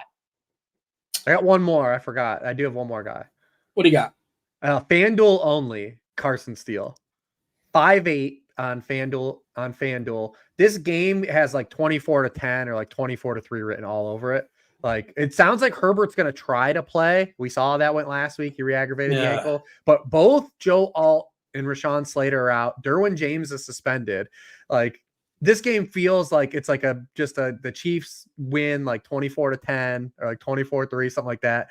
He had 17 carries last week. So I think if he gets it in the box at 5-8 in a script where he's probably going to get a lot of carries again, even with Kareem Hunt being activated, I think he gets a lot of carries. Could be in play on FanDuel. I'll throw out this is the Trust Tree show. No one's listening. FanDuel running Just back. us. FanDuel exclusively running back. Because it may not even get there, honestly. But remember, Cam Akers was scratched in week 1 because Dameon Pierce is the Texans running back. Dameon Pierce is closer than Joe Mixon to playing this week. And he's 5,100 on FanDuel. Not small field, but I'm telling you, he's 5,100 on FanDuel. So if he's active, there's a real chance he boxes out Cam Akers and instead gets the majority share of the team's touches. All right. Did you guys know Carson Steele as a pet alligator? Did you guys know that? I've heard it. It's the first time you've heard this. I'm going to keep doing that every time. I've heard Antonio Gates played college basketball. What? Well. Yeah. But not Jimmy Graham, though. Not Jimmy Graham or Not Jimmy Graham too. No. Definitely not Jimmy Graham. It certainly feels like you're alluding to there, Rich, as far as Kansas City, the old Milton Berle game where Casey's just going to pull out enough to win. It's ugly and a sad Mahomes game. Probably another sad Mahomes game where it's efficient, but we don't care about it. Who does DFS? Who does Brady have this week calling the game? I don't know. Have you guys? So I listen to Red Zone. You guys know I'm a Red Zone truther, and I hear a lot of people out there with takes on Brady. Like, first of all, it's in 3 games. Give the guy a second. He got better. I thought week 1 he was a little shaky, but I think he's gotten more comfortable. He was awful in week 1. Yeah, and he's gotten a lot better, admittedly. I think what they're doing finally, they overuse Burkhardt overuses TB or Brady because now they're using it as a signal to call on him to let him know to talk. Just because week 1, he had no idea what to do with the space in between conversations. But they're doing that. Not only that, the fun part is I always thought Brady would be bad at his job because he's too friendly in this industry to ever criticize people. This dude's just shitting on everyone now. Like he's telling you when Dak Prescott should have done something better. He's calling the Cowboys run game awful. Like it's amazing. So Brady got much better overnight. I heard somebody speculate. I think it was on Twitter. I can't. He's recall, doing Bucks Eagles, by the way, this week. Yeah. Oh, I just pulled okay. that up. Somebody was speculating that in his real life, Brady curses too much. So Yes. he was trying not to curse, and it sort of threw off the way his cadence, I suppose. That's the rumor is that he's an overcusser. Yeah, which by the way, just embrace that. Can't we just have an alternative? Let's listen to Brady curse. I'll make it TV 14 or TV 18 or whatever. I might even change off of Red Zone for it. What do you got, John? When I worked at NBC, that was it's amazing because when you listen to podcast, Chris Sims, if you listen to any of his shows, cusses as well. But when he gets off of shows, that dude has a fuck for every sentence he speaks. He just lets it go. It's incredible. TJ letting us know that Tom Brady is the new Roy Kent. There you go. Shout out to that's true. That's a good one. And Rob, not producer Rob, but Rob hanging out in chat. He's in the bullpen. He'll be coming in soon enough, letting us know. Julian Edelman was a quarterback in college. Oh my God. All this stuff. What did you guys know? This is for real. This is one that people don't talk about and more people should talk about. Did you know that Vita Vea was a running back in high school? Did you guys know that? Yeah. Okay, well, you guys know that. Of course, you guys know that. But did you know Julian Edelman took Jerry Rice's daughter to prom? I did not. I think that. you just blew up me. I did not know that. I was not aware of it. Good for him. Imagine that, man. I know about Brandy and Kobe Bryant. I remember that one as a problem. Yeah. But all right. Well, good for the Rices. Has Jason Tatum stopped texting Kobe's dead cell phone number? Can we confirm that? Is that something he's been doing? Does he actually still text him? Yes, he did that, and then he let everyone know he did that. That was my issue with it all the time, because he couldn't just do it on his own. As motivation, telling him how okay, we're up 3-1 in the series. I don't understand. I don't know anything about that story, but now I'm curious. That's what he told everyone. I don't know. He's a cornball. I have no idea. Jason Tatum we grew up being really good friends with Matthew Tkachuk. I'll stop doing this. I'm sorry, but they both had a really good year. Matthew Tkachuk and Jason Tatum. There's photos of them being hanging out in the same school. All right, let's pivot to receivers. John, before we got more positions to talk about. Yeah. Oh. Yeah, well, we're not done just yet. We have a movie to talk about as well. We're only an hour and 20 minutes in. We're just getting warmed up. We're doing good. Daigle, what do you have as far as wide receivers for us? I think Rich kind of took them all, honestly. Mike Evans for the ownership leverage over Chris Godwin, although, again, I'm probably going to play both. And Nico Collins, definitely 2 of my highest roster players. I talked about Keenan Allen and Rome Odunze. The only other one, and it's just obvious, not even worth talking about, is that it doesn't seem like we're going to get Debo or George Kittle again since they have that bye in week 5. So I haven't tinkered with lineups yet, like I said earlier, to know whether or not Ayuk is going to get extreme ownership leverage, if we could even fit him in, because a 33% target share is not something we should just ignore altogether. But Juwan Jennings is still pretty cheap, and I don't know if you heard, he was the wide receiver 1 overall last week. Dean, you played him, so I don't How mind. chasey is it? How chasey is it?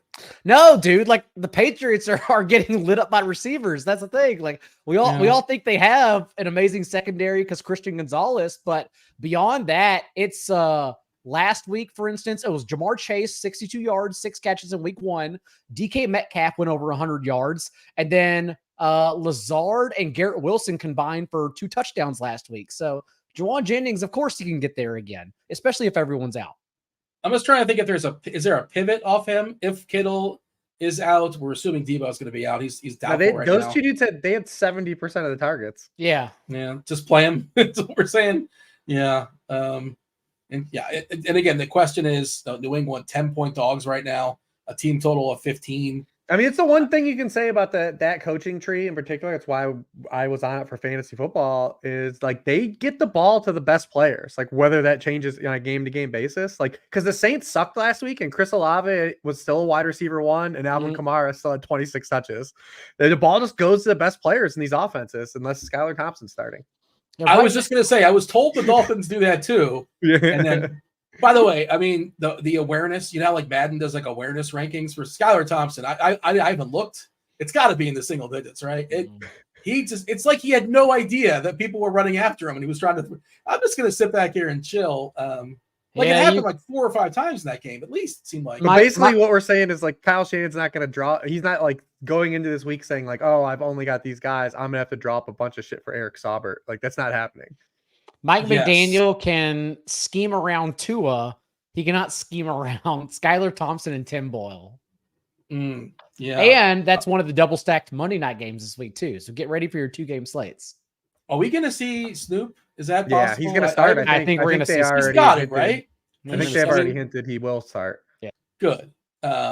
Which in the week 2 waiver wire, I called because we've seen Skylar Thompson play professional football. And I said Superflex League should pick up Snoop Huntley immediately. Was White was cut because of money, right? Remember White was cut in the preseason, like Thompson beat him out. Was that a money decision? And where is White? Did he sign on somewhere? I think Thompson just beat him out. Okay. I don't know. White had his moments. He had his moments. Like he seemed like a competent backup. Oh, he was. Maybe I'm wrong. He got free dinners in New York for at least a couple weeks for sure. Like he was saving the Jet season for 48 hours. Yeah. Okay. Has he latched on anywhere? Do we know if he's on a professional football team? Or we don't know. All right. Well, it was a good run. Anyways, and Miami they didn't call Tannehill. So I mean, this is a different. I feel like Tua's coming back, like week 7, week 8. I think that's the plan for Miami down here in South Florida, my friends. Yeah, you just have to hope they're not buried. Yeah. If you look at their schedule, it's pretty soft going forward, but like they were a dog versus Tennessee, but now I think they're a 1-point favorite. That is a horrendous game. Because everyone saw Will Levis was laying points when the books opened that line. I've never seen a coach just basically tell publicly that their quarterback's dumb. It's awesome, though. It is pretty cool. Like, but Brian Callahan basically said Will Levis was playing dumb, and I was like, all right, yep, cool. I didn't see that quote, but I mean, he wasn't. I mean, he's not wrong, right? Guys, 8 turnovers. Yeah. He's 8 turnovers, and he is the most.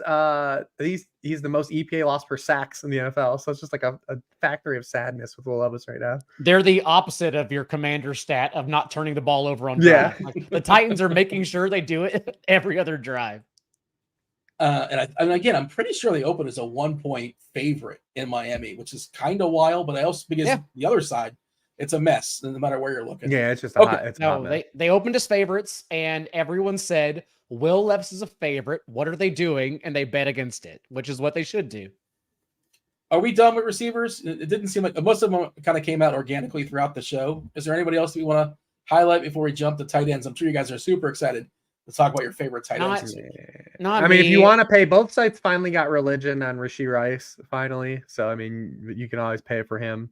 He literally has been one of the best receivers in the NFL. I think it's a tough week to spin down. We talked about Leggett and Dortch, Michael Wilson ownership as well. That's probably as low as I get.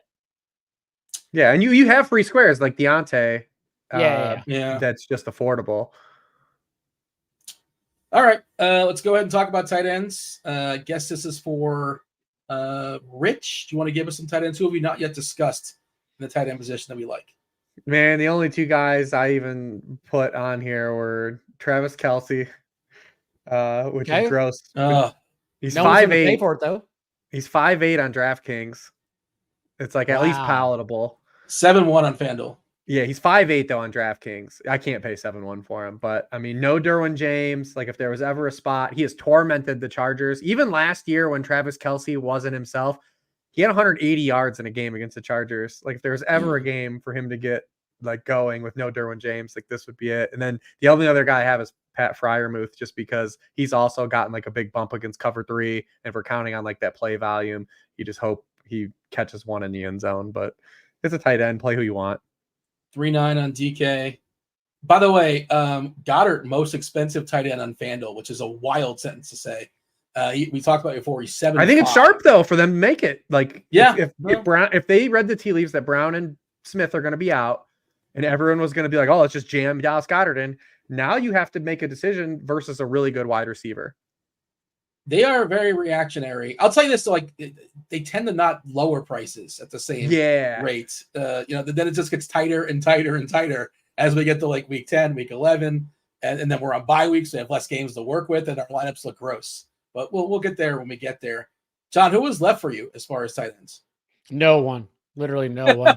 I mean, I talked about everyone I would play, even at the cheap status. Really, like if someone sees my brow furrowed in the video, it's because I'm now busy looking back at the last time Travis Kelce was priced below 5,800 in the regular season. And I see what happened 9/11/2022. Did he come back from injury? Because he was Stone Min. And he was 24% rostered. Stone Min? Wait, Kelce was like 2.5 on DK? I see 2.5 on DK on September 11th, 2022 at Arizona. That doesn't make any sense. Like, no, I don't know how that's possible. And why would he only be 24%? I don't know, because he had 8 catches for 121. I'm going to have to look this up. Okay, well, we can just go on. I don't have another tight end, but I'm now curious because this may actually feels like an error. That was the season opener of 2022. Was he supposed to be out or something? Maybe. I can't remember that. They dog walked them. That was the game I think CH had like 2 or 3 touchdowns. Maybe so, but like we need to figure this out because we could be looking at Kelce's literally like his lowest salary since his rookie year, and that's saying something. That probably means he should be played. One more, just a question for the field here. If Ingram is out, is Strange a thing? Sure. Strange at 3-1? Yeah. Sure. Anyone's a thing at their price. I mean, I literally, if you tell me you like a tight end, I'm going to say, congratulations, play him. I like Kyle Pitts. Is that okay? Play him. Yeah. By the way, did you guys see, not to derail, we're going to talk about our movie in a second. We're about an hour and a half in.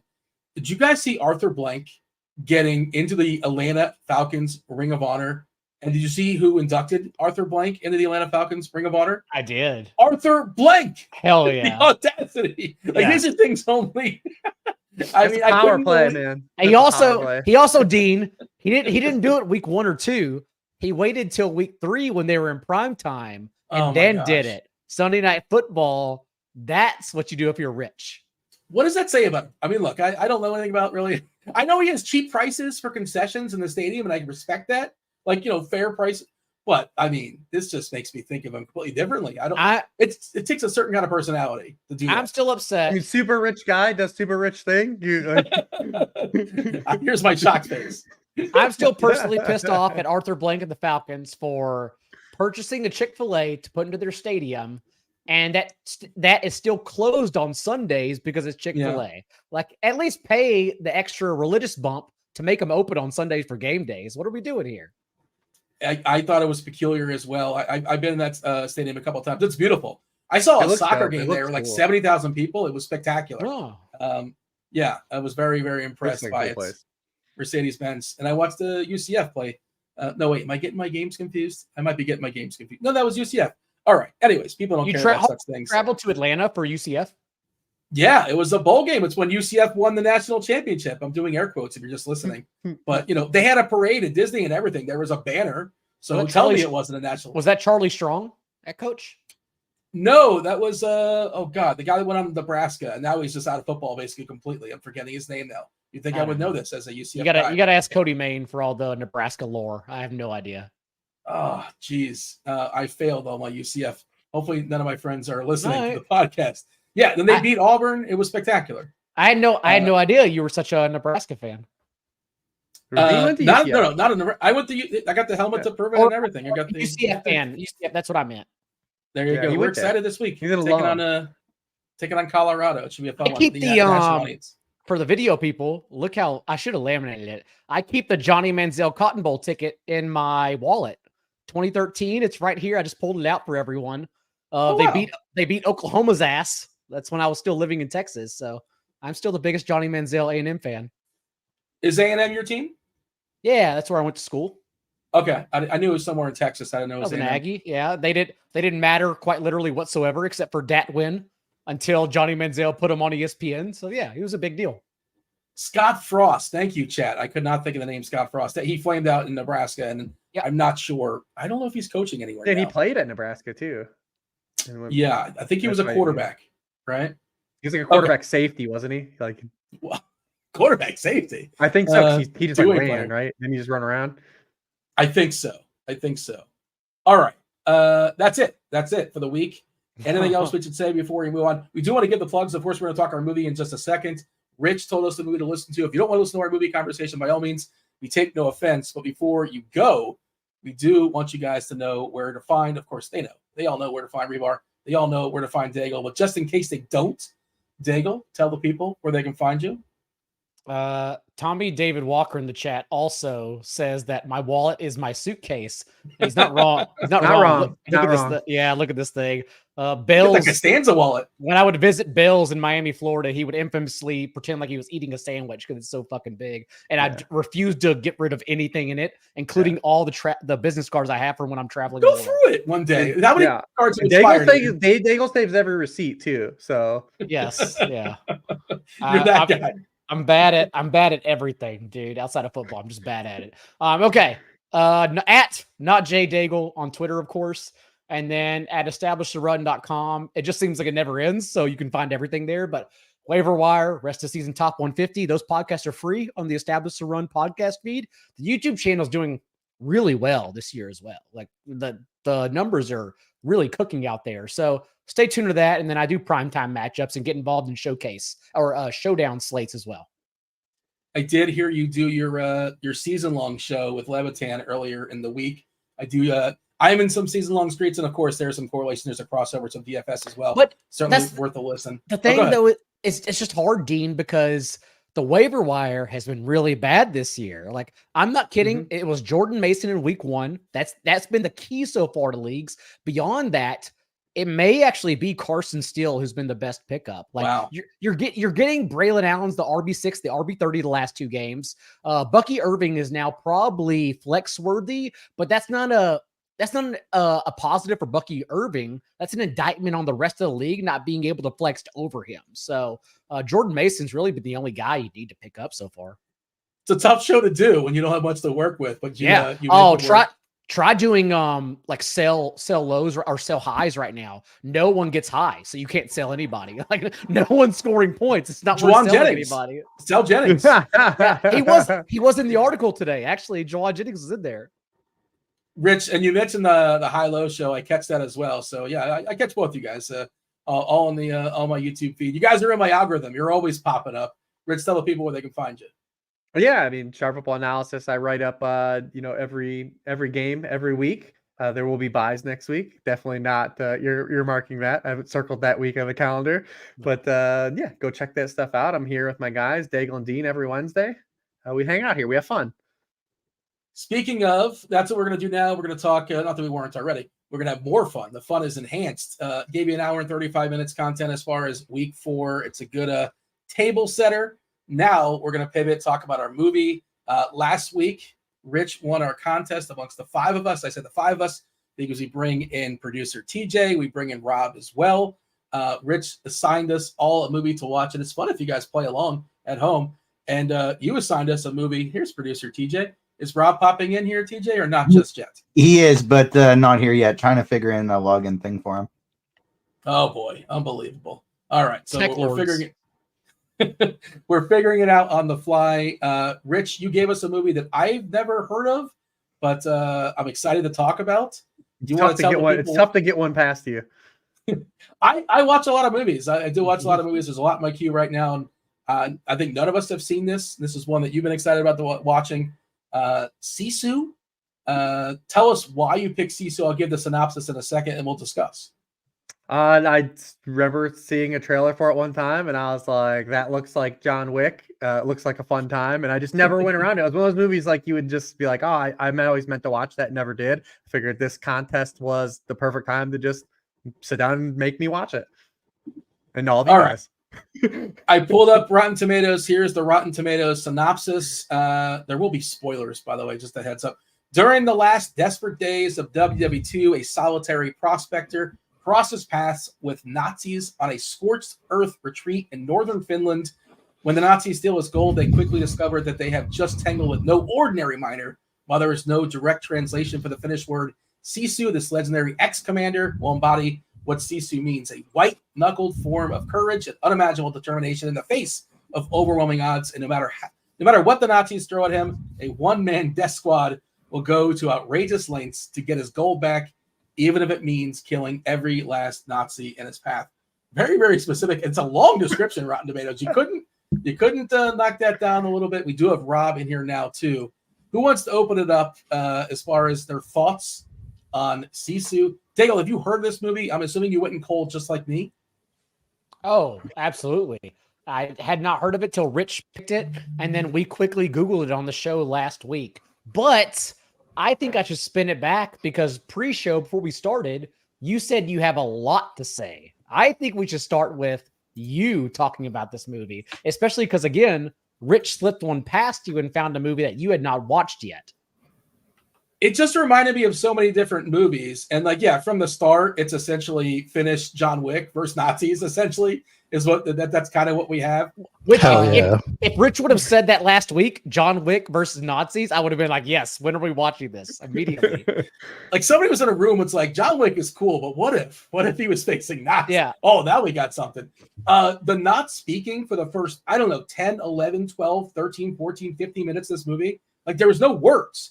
By the way, our main character doesn't talk with the exception of like one sentence, maybe at the end. I'm trying to think if he spoke otherwise.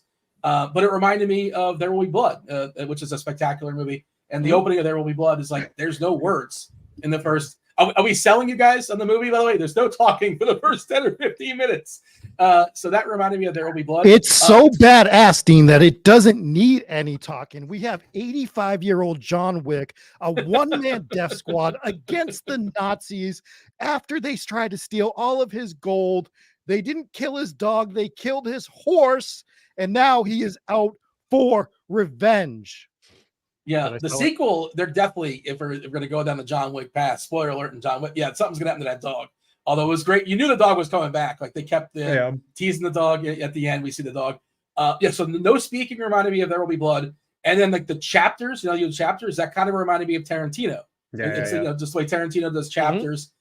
And then it's sort of, I don't really remember Rambo. I feel like I saw that when I was a kid, but this feels kind of Rambo-esque. Like one versus a whole bunch. Kind of Die Hard, like McClane-esque as well. But it just reminded me of the first Rambo. Say it again. Do you know how many people actually were killed in the first Rambo movie? Do you have the number like off the top of your head? I know the number off the top of my head. You're a sicko. Does anyone Is it like 330 or something?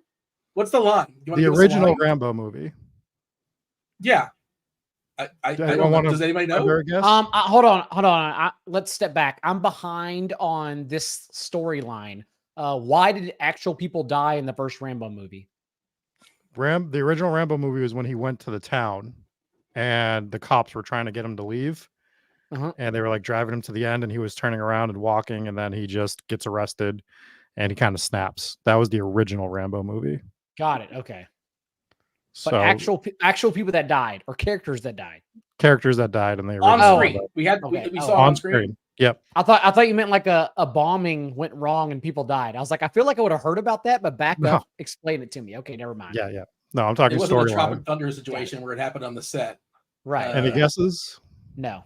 0. I bet it's 1. Oh, TJ played it smart. Played it very smart. Yeah. There's only one death in the original Rambo, and then it's like in the hundreds every sequel after that. Okay. Interesting. Yes. Rob, you sound excited to talk about this. Like you are super critical, which is I'm not saying it's a bad thing, but we found your wheelhouse. It sounds like you're in on this movie. Well, it's an action movie, so you have to gauge it as an action movie, and as an action movie, it's a lot of fun. The opening where they're like, "Here's a word that we can't translate, but here's the translation," kind of threw me in the beginning. Yeah.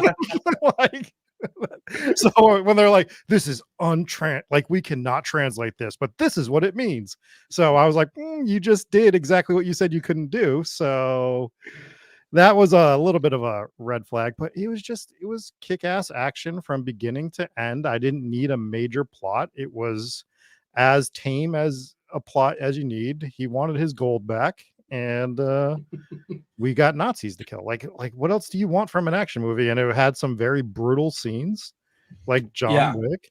The action was nonstop. It was an hour and 30 minutes, which is to me very important for action and horror movies. You have to do an hour 30, no more than that, because then you're wasting time at that point. So, I mean, is it the perfect action movie? No, but I thought it was a ton of fun. I mean, what else did you want from this particular movie, you know? Did you begrudge the most recent John Wick movie, since we're talking about it? Was that almost 3 hours? Was that too long for you? Yeah, it's probably too long. I mean, we can do a 2-hour John Wick movie, sure, like, because it's John Wick, but yeah, I mean, we're just directors are just like pretentious at that point. Yeah, well, you get diminishing returns on that much, especially the John Wick action scenes. And there's a lot of great stuff that they did in that movie, but there is that one before. John Wick 4 particularly has like, it's probably like a half hour, 35 minutes too long. Yeah, but we got Kane and the drone shot, so I feel like, give me 4 hours if that's what it takes to get 5 minutes of drone scenes. The one thing I appreciate about the Wick movies, though, compared to this, is that I like the lore, like that universe, like creating stuff like the high table and like this world that's living inside. That stuff's cool. The action stuff is good too, but I actually like the lore of the Wick movies. By the way, in chat, they're asking what movie we're talking about. It's Sisu. If you're looking for it, we're not talking about John Wick, actually. SU. Yeah. We're talking about an 85-year-old John Wick that kills Nazis. That's TJ, jump in here. You haven't really given your thoughts. I know you watched it today, so they must be fresh in your minds. Yeah, I don't have too many. I will be doing my very best to be way more locked in going forward, so I can actually kind of, give a reviewed thought, as opposed to I was working at the same time and parenting, and it was on in the background, but kind of cool action sequences while that was happening. Great parenting movie. Yeah, exactly. My 6-month-old child loved it. She thought it was great. Wait to get rid of all the Nazis. And so, I was doing press at an expo this past weekend with doing DFS at the same time, things like that. And I just got back Monday night, and then I've been writing like crazy since. So I was unfortunately multitasking as I had it on, and I wasn't paying super close attention, but I'll be locked in going forward. It was just, fun kind of action sequence. The fact that there was no dialogue basically kind of made it so that I didn't have to pay super close attention. I could write for portions of it, which was nice. I'm going to be more locked in going forward. Yeah, but say, how does that make sense? Because I also initially tried to write to this film, and then I noticed about 10 to 12 minutes in, all I ever heard was the sound of things ripping off of people. And I was like, I actually need to rewind this and watch it. I can't just listen to it. So yeah. So I don't have to look at my screen while I type. I'm just kind of going double tasking like that, looking at there and going. Also beautiful looking movie too. Yeah. Rob probably knows where they shot this, but wherever they did is a beautiful place. Yeah, I don't know exactly. I'm guessing they did it on location. Where did they say they were? They were in Finland. Finland. Yeah. My assumption would be they did it on location in Finland or close to it, because it was beautiful. Like, it was shot really well. I liked everything. It's like not going to get a super duper high score for me, but rating it as an action movie, this is a total fun action movie that you don't have to review too heavily, right? This isn't Sideways. I don't need to jump deep into metaphors or anything for this movie. So like, we go back to Sideways. Yeah. Oh, my favorite thing is about this was the German dude Bruno, that was whoever he was, the general or whatever, that did everything just like sending dudes to their death, and every dude's face when like he called on him was like, God damn it, like you picking me? Like they guy in had the to walk rowboat. through the minefield, and then when he was underwater, the underwater scene was The dope. underwater scene was awesome. But he sent out that he's like, get on that boat. And the guy knows. He's like, damn it. Like he's like, he chose me. Like I'm dead next. Like it's like, all the dudes are great. I He thought watches his buddy die, and he's like, "Oh, that means I'm next. I gotta. Okay, I guess it's over." And then he tried to like sail away. And like, how did he think that was gonna work? Like, what was the long-term plan there? There's just no chance. That's Panicking, Dean. It's panic. It's like you're damned if you do, you're damned if you don't. Like, you have to. I thought that's what made the movie so simple, is that, like you said, Rob, it's very just on the surface. You don't have to think about it, but also it made fun of itself for that. And that's kind of the best part about it, is that it understood what it was, that you could just shut it all down for an hour and a half and enjoy this beautifully shot action movie. Yeah. Speaking of making fun of itself, by the way, Lapland, Finland is where it was filmed. So that it took place in Finland. Making fun of itself. Like, I audibly laughed at the airplane scene. Like, I could not believe the absurdity they were trying to get away with. The airplane scene, it's like, the rest of it I can kind of sort of, not really, but come on. But the airplane scene is just bonkers. All of it, like multiple parts of the airplane scene. I don't want to give too much away if some people out there just want to. The actual climax action scene is probably my least favorite of the action scenes. But the minefield and the underwater scene, and then him freeing the women, those were all excellent. The minefield scene is super stressful. Yeah, dude, it's like it is the most stressed you will be in this movie if you're locked in watching it. So I'm going to go ahead and give my score so that we can make sure that we get to our next movie as well. I'm going to give this a 3.3 on the action scale out of 5. I think it's definitely a fun action movie to put on with yourself or your friends if you're just looking for something to watch. You said the action scale. Does the action scale have its own scale, not just a movie? It's not a movie scale, or it's an action movie, so you got to scale it as an action movie. Like, I'm not going to put this against what? Like the degree of difficulty. If you hit the perfect, you 10 out of 10 on the dive you were attempting, but like it's like an easy dive, so you only get like a 9.5. I'm confused by your acting scale. I know we don't have time to get into it. You have to have a hard out. Like you have to, like, his genres are so different, right? Like, like doing, like, if I'm giving this as like a full movie with plot and everything, it's like a 2, right? Because it's gotcha. Like, it doesn't make you think, but you have to rate it against other action movies. So like that's always my thought process when I'm doing a rating, because I'm not going to rate this against Shawshank Redemption, right? It's just two totally different things you're trying to rate. So this is a whatever I said, 3.3 out of 5 on the action movie scale. We have kind of a hard out, so we don't have time for the Rotten Tomatoes game. Just so you guys know, why do we have a hard out? TJ's got to do a thing. We couldn't get the producing login for Rob. And it won't happen again. We'll be ready for next time. Okay. Gotcha. Yeah. So when did the show get capped? I have another show that begins in 11 minutes. Yeah. Okay. I knew that part. I wasn't aware. I wasn't paying attention to the side conversation. Yeah, that makes sense. Okay. Yeah. So hopefully we want to get out in time here for TJ. 94% critics for on Rotten Tomatoes for Sisu. 88% for the audience. So across the board, everybody loves it for the most part. 6.9 on IMDb. That's the IMDb score. Very nice. Rich, give us a tight end. Give us a tight end that describes Sisu. Yeah, I think this is Mark Bavaro. Nice Mark Bavaro. There it is.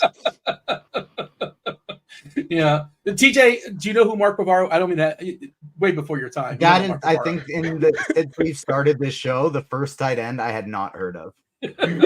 He was probably playing football when you weren't born. Yeah, almost definitely. Back we had Kyle Brady last year, right? Kyle Brady was off the deep pool. TJ, TJ, when you're giving it a score, make sure it's the action score. Use the action score. Superhero. This movie comic book character is Black Noir of The Boys. Not a lot of dialogue and a whole lot of violence. So awesome. Fun action sequences, not a whole lot else. I mean, fun set pieces too. Beautiful set pieces too, but fun action sequences. Not a whole lot of dialogue with it. It's Black Noir. That's a spectacular comp. I like that. Yeah, That's that's very good. good. Great one. Everyone's grading scale is so fun. I feel like I need to turn them on to wrestling. Like, just make it wrestlers moving forward. But for right now, maybe that's next Razor week. Ramon. For right now, it's definitely not Razor Ramon, Dean. Calm down. Yeah, what are you doing? Well, Razors. Just saying a name. They're Right. Razors used, sort of. Right now, it's It's closer to Kane, by the way. Kane is the wrestler when Yeah. he wasn't talking. silent but deadly. You are Yes. correct. It's probably, but right now, the scale of 10, it's a 6.0. We're keeping it simple. It's a lot of fun. Yeah, and I would watch it again. If someone else was watching it, I'd sit down and watch it again. And I'm what's your gonna rating? change my Can you scale, do too. like fruit or something like that? It's like an apple. Like what are we doing over there? Peach. I'm going to give this a 65 out of 100. 65 out of 100. Okay. That's my scale. That's like a 6.0. Is it going to go up incrementally every single week? It's 650 like out out of of 1,000 1,000. next week. So I have a lot of movies in my queue. We got to move on. We all Yeah. recommend it. It sounds like we all liked it. It's TJ fun. didn't watch Which it. is but enjoyable. right, It's not going TJ to change. sounds Not going to great. change your life. You'll have fun. Yeah, it's definitely, it's not for the kids unless they're 0 and they don't know what's going on. Unless they're But- 6 months. I can confirm I watched it with my child. There will be a He book also report loved, later on. speaking of my comp, it was Black Noir. My daughter also loved watching The Boys with me. Nice. There you go. She's going to turn out to be pretty interesting. That's pretty awesome. I like it. man. You're raising her right. So there's a lot of movies in my queue. A lot of movies have dropped. I picked 3. These are kind of sort of somewhat chalky. Somebody tell me if something stands out to you.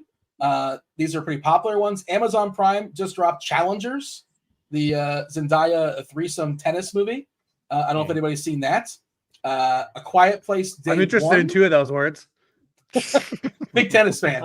And then Netflix. I'm really interested in Rebel Ridge. I've not yet seen Rebel Ridge. Oh, TJ's disappointed. So I love the. What do you got? Challengers is like one of my number 1 movies of the year so far, like top 3 Oh. for sure. And Rebel Ridge is number 1 of on my list of movies I want to see that I have not seen. No, all right. Okay. Yeah, Rebel Ridge is by a director that Green Room is good, and Blue Ruin. I don't know if you guys have seen Blue Ruin. I love that movie, and maybe later on, if I happen to win again, we might get assigned that movie because that's the old diamond in the rough. People don't talk about Blue Ruin enough. It is spectacular. It is a great revenge movie. What? And this one's called Red Ridge. Rebel This is Ridge. called Rebel Ridge. Oh, I was Rebel like, Ridge. is this dude just doing colors? Like, is this like a bit? So, does anybody have a lean? It sounds like Rebel Ridge is the leader in the clubhouse. That's what I'm hearing. After If Googling anybody- them, Rebel Ridge sounds fun. All Let's right. do that. I have no idea what it's about, and I don't want to know what it's about. And I might actually watch it tonight because I'm in New Orleans all weekend. So Go Nicole. It's number 1 on my want to watch list right now. My friend There it and is. co-owner of Agents of Fandom with me has been begging me to watch it so we can talk about it. And it's like John Boyega was supposed to be the lead in this movie, and he left right before it started. And apparently Aaron Pierre, who is now the lead in it, gives like one of the best acting performances of the year. So I'm really interested to check it out. Yeah, it's been in my queue for a couple weeks. Still lots of things to but I'm definitely happy to boost it to the top. Rebel Ridge, it is. Everybody, if you guys are watching us on YouTube, you made this long. Thank you so much. Do hit that like button, do subscribe, do turn on those notifications, do all those things.